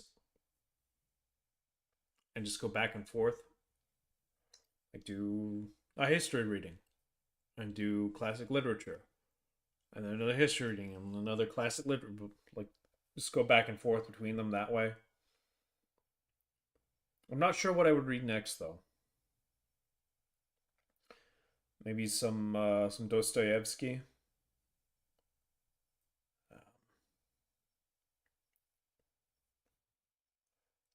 I've always wanted to read War and Peace. I've never gotten around to it. Pretty sure that's Dostoevsky, right? Or is that Tolstoy?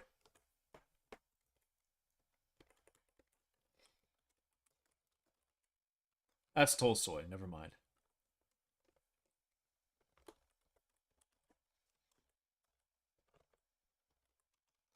I mean, I still want to read Tolstoy.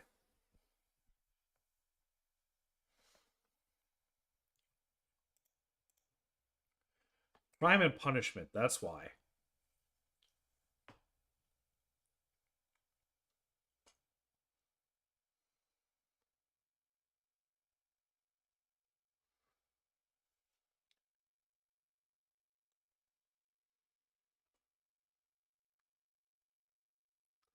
Maybe that's what I'll read.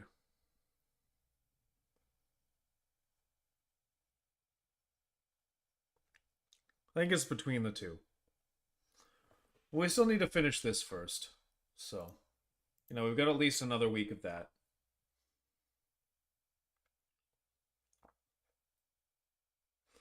And then we'll get into something a little more interesting. I guess.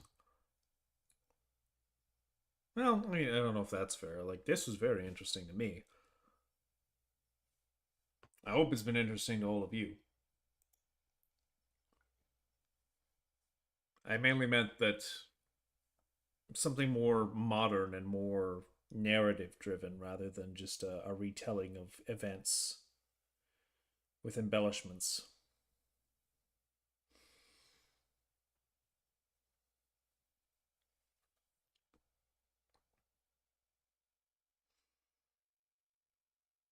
Anyway, I think with that, I'm going to go ahead and call it a night. But I thank you all for coming out. I appreciate everyone who comes to make it to these streams. We'll be back tomorrow night with more Kingdom Come Deliverance 2. Very excited for where we are in that game as well. Can't wait to get through to the interesting bits that are upcoming and betake ourselves to Brandenburg.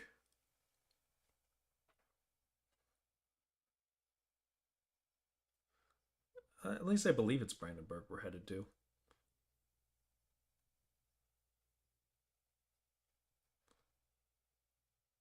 Or it might just be like West Bohemia. Anyway, all that to say, looking forward to that tomorrow. Looking forward to this whole week. I want to get back into EU5 as well because I've been kind of stagnating on that. I've been doing some stuff with it in my own time, on my own terms, but I don't know. I feel like those have been some of the best performing videos on the channel, so I also want to have an opportunity to do some of that as well. But that's for Thursday. For now, I'm going to go lay down. And I wish you all a wonderful rest of your morning, afternoon, evening, night, wherever you are in the world. As I say at the end of every stream, try not to take life too serious. Please take care, my friends. And I will see you all again very soon.